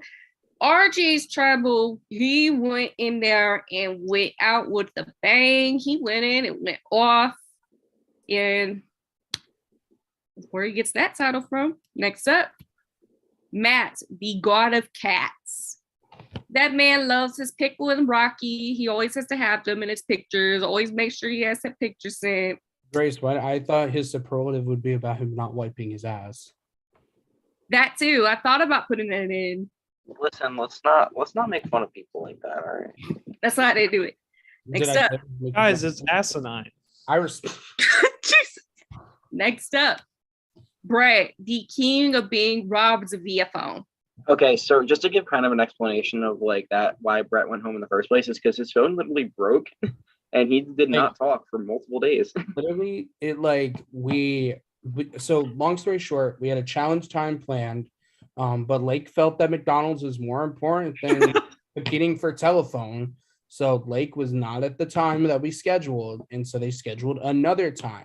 Then we hopped off the Zoom, and someone said they couldn't do that time, so we had to schedule another time. But because of Brett's phone breaking, Brett was not able to make the other time, and due to all five of you having to compete, Brett was not able to make the challenge, unfortunately, and was able to get a new phone only an hour after the trial, or only an hour before the tribal. So, robbed. That's what happened with Brett. Next up, Jada, the best sibling. I talked about it. So Jada's connection and how she got into this game, for those who are not at the tribal council, she is Seb's sister. And she came in wanting to hide that she is related to Seb. And she gets the best sibling award for being able to hide that. And also, I've been saying it, she's my favorite sibling. And I know, and just knowing Seb, I know she's the sibling Seb has the best connection with. So It's her birthday today too. it is her birthday too. Okay. Yeah, but it was kind of funny. She was like, I don't want anyone to know that that I'm your sibling. And then Jacob's first message in his prod chat after the reveal was like, you got Jada to play? And then Jacob ran around with that shit. Like Jacob told the burrito like day 3. I was like, what the fuck? Come on, Jacob. I was like, I like didn't even realize it, but I was like, oh shit, like if Jada is active, like her and Mikey might get along well, because Jada goes to Central. So I thought like, okay, they're gonna bond over going to the same college, like but then Jada work. So but I'm really glad that she even played. So next superlative. Okay. Next up, we have Ariel, the Merge legend. The whole narrative of the Merge round and all through the Merge was him. That was the narrative. He still got talked about for the whole season. That is a icon, a legend, best player, robbed of most robbed. Like, I promise you that you got more communication out of Ariel after he got out than Prod did. So the fact that you got a message today from him, I literally, I was not gonna base it off of what Ariel was voting, obviously, but I was like, Ariel, it comes down to this: pick Mikey or Sean. And he was like, "Is this for distortion?" And I was like, "This is for my own personal needs." And then he picked Mikey. yeah. So Ariel actually messaged Mikey or Lake this morning, which is more communication that we've gotten since he's been out. So yeah, next up, we have Tanner, the nicest show out. So Tanner, something about him, everybody always talked about how sweet he was. He's a very sweet person. And he, in the show out part, like Tanner came and he socialized and he did what he did in his game to get, even if it wasn't super far, Tanner still knew what to do for the time being to be able to last like he did. Yeah, I was excited to have Tanner on the cast. I think Tanner brought it, and I was super excited to have that. And I will say, like, Tanner's boot was like the most emotional for everyone, just for like the context of it. So like it was really cool to see Tanner play and be able to get this far, especially since like people try to rob Tanner for like first boot. It's just gross. Yep. Next up, and we have Hearn, the best costume designer. So we were talking about pictures earlier. That outfit that Hearn is wearing in his picture, he sewed that and made that through scratch. So he brought the creative sewing energy into this game. And that's what makes him, he's an excellent designer. Now we have the merge superlatives. There's a lot of y'all. First up, Kevin, the clapping merge boo. You know why we're clapping? And what was a big part of your game, Kevin? Applause! Where that comes from. Applause. Next up, we have Glow, the boyfriend explorer. I swear, every time in a chat, a Glow alert, I need a boyfriend. I'm looking for a boyfriend. That was her. Next up, Ian, the best confessional interviewer. So that's another person. So Ian's confessionals also cracked me up, and they cracked Prada because it was him going like, bringing his camera down. So the way he does it, he brings his camera down and acts in like an announcer voice, whatever the Seb's confessional questions. So Ian, what is this? And then Ian will pan the camera back to himself and act like he's in an interview. So we were gonna make a separate like whole award for just confessionals because it was so close because like it was like we had like Sean and then we had Ian. And Vanessa. Then we had like Vanessa and everyone else. But Ian, he calls his confessionals press conferences. And you'll be like, now to the podium is Ian. And then he'll go like, Ian, how do you feel about the twist coming up this round? Well, I'm glad you asked. So I really fucking hate it. And that's it. And I just thought like it was funny as hell.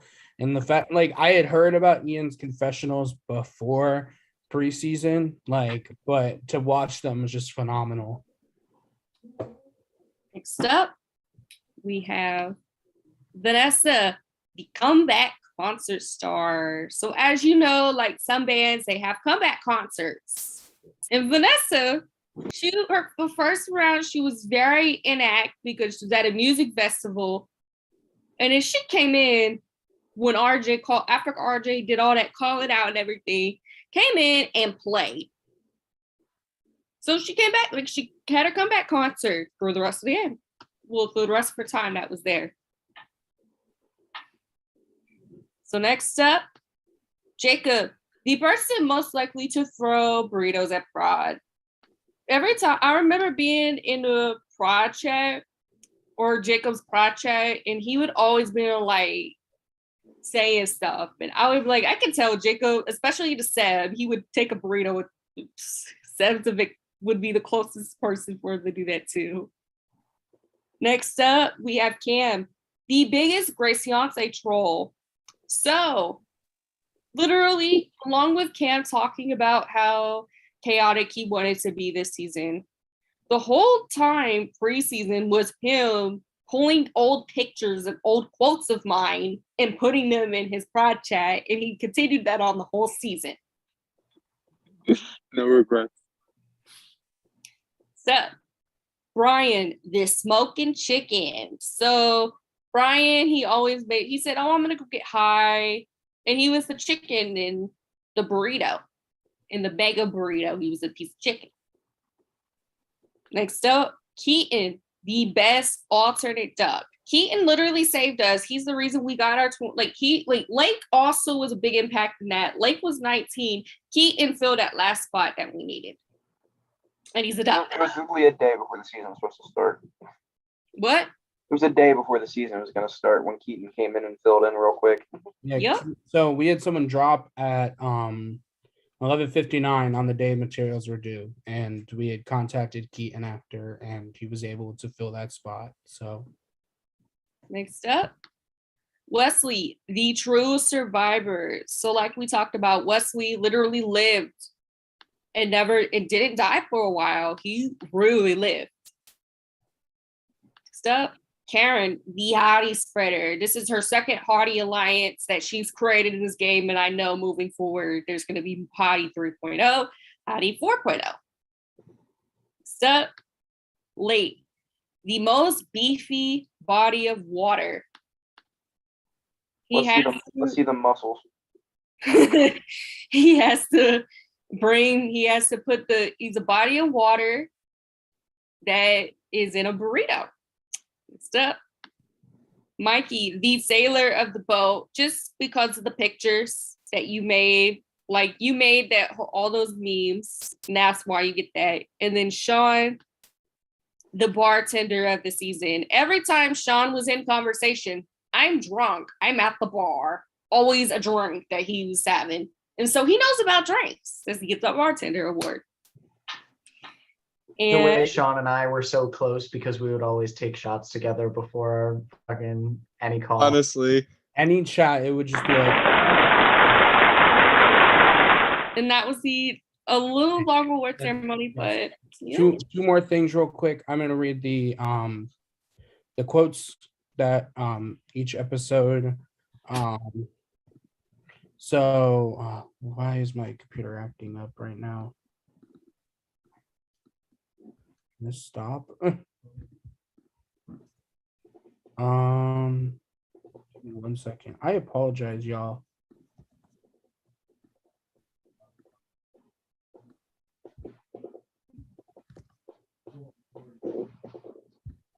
Shout out Mikey's prod, guys.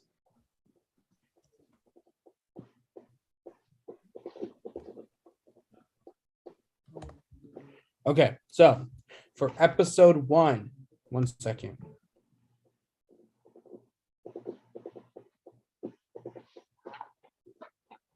I also have, just to let y'all know, I have my own personal spreadsheet where I have winner likability from the merge on. It has the MVP of every episode, the ranking from top to bottom. It goes on every single round, the MVP, the alliance of the round, the person who jumped up, the person who jumped down below. And spoiler alert, Mikey, you finished in last for the first round. You were literally in the beginning of the merge, you were my last pick of someone who's going to win. And you slowly made your way up all the way to the end. So be proud. Okay, you guys. So here are your episode quotes. For episode 1, we have "There a whole messy rap over there. We're a burrito," which was said by Jacob.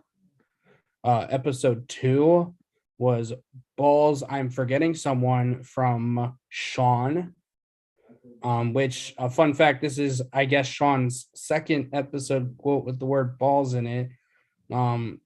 Fun fact that I did learn. It's like my 4th or 5th total throughout all my orgs. I don't know why I say balls a lot. Jacob, you got the first episode quote. I know I did. Give me 1 second. Okay, episode Episode 3 was I'm about to obliterate some chest myself, I swear to God, which was said by Keaton. Episode 4 was if wishes were fishes, the world would be an ocean and I wouldn't be going to tribal, which was said by Ian. Episode 5 was God, rejection feels so much better when there are sparkles, which was said by Sean. Episode 6 was I will become the problem, which was said by Keaton. Episode 7 was does Grace coughing count as a natural disaster, which was said by Hearn. The first merge boot was Mikey killed Brett and is wearing his beard hair, which was said by Lake. The next episode was I want a boyfriend, any suggestions, which was said by Glow. After that was I don't hate anyone, I'm just driving over the speed limit, which was said by Sean. The double tribal was fuck men, never trust any men, which was said by Karen. Then the Big Brother round was this game has taken a decade out of my life, which was said by Cam. The quote had a skull emoji after it. Oh, cool. The Brian boot was getting vengeance is hard when you're a brat, to be honest, which was said by Karen. The Keaton boot was as with many things in life, I blame Adam Sandler. The Wesley boot was I'm a Rainforest Cafe slut, which was said by Lake. The Karen boot was please for the love of God, someone clap for me, which was Karen. And then did I do something? What the hell? The final 3 quote was, I wish tomorrow night would come sooner so we can get over with, which was said by Mikey. And the finale quote was, well, we had 2. The first one was, I swear to God, if Sean says chaotic one more time, which was said by Cam. And the quote that was said by the final 2, why did I lose it? Was she got stuck between the boat and a hard place, which was said by Mikey during Rites of Passage. So with that, that's all the episode quotes. And oh yeah, to reference real quick, when Mikey said that was they were on Vanessa. Yeah, Vanessa, one of the first true victims of the boat. Okay, so I am gonna just say, there is a lot of stuff gonna be coming your way, but do we have the other thing ready? yeah, I have okay, so question mark on when this will be happening, but I have a teaser for season 3. So I will be playing that. Shout out to Mikey for being our new prod member. Mikey was so gracious, even while preparing for his final speech, to send me a nice little photo for cast reveal for the graphics. And I think you guys are gonna like this one. So let me figure out how to screen share, even though I know how to. Okay, are you guys ready?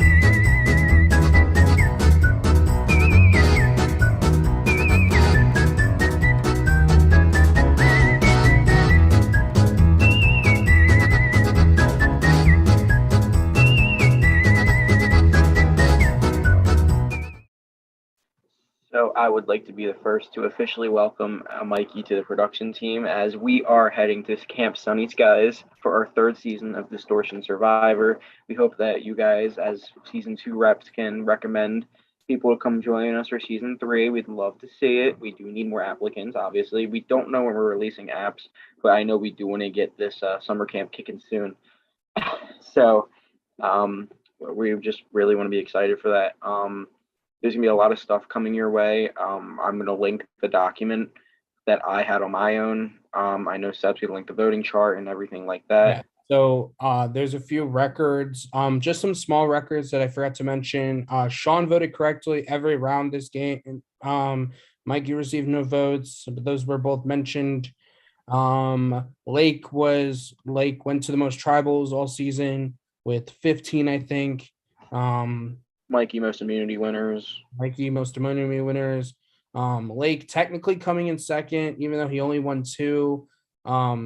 Sean technically had 2 comps, but one was a power veto. So does fire ranking count? Mm-mm. I don't. Well, I don't count that because it's like I count that as a basic necessity on the game of Survivor. Yeah. Sorry, because Sean. when people say like comp wins or like I won 3 individual immunities, I won fire, it's usually like 2 separate statistics that people usually list. Yeah. So But yeah, again, thank you guys for playing Distortion Survivor. Oh, Billy, you guys. I was gonna say one thing. Once do you guys have any questions for us? I was gonna say we could do that after the stream ends. But just one last thing. Thank you guys for playing Distortion Survivor World's End. This was a dream twist. Billy got to do his dream Big Brother. And we are so excited to see what the future of Distortion brings us, especially now with season 2 winner Mikey on prod. So I'm so excited to have all of you play this game. And I truly I cannot thank you guys enough. The jurors saw I had a little bit of a breakdown earlier. But I'm just super thankful for you guys, truly. So I'm going to stop the stream. And then if anyone has any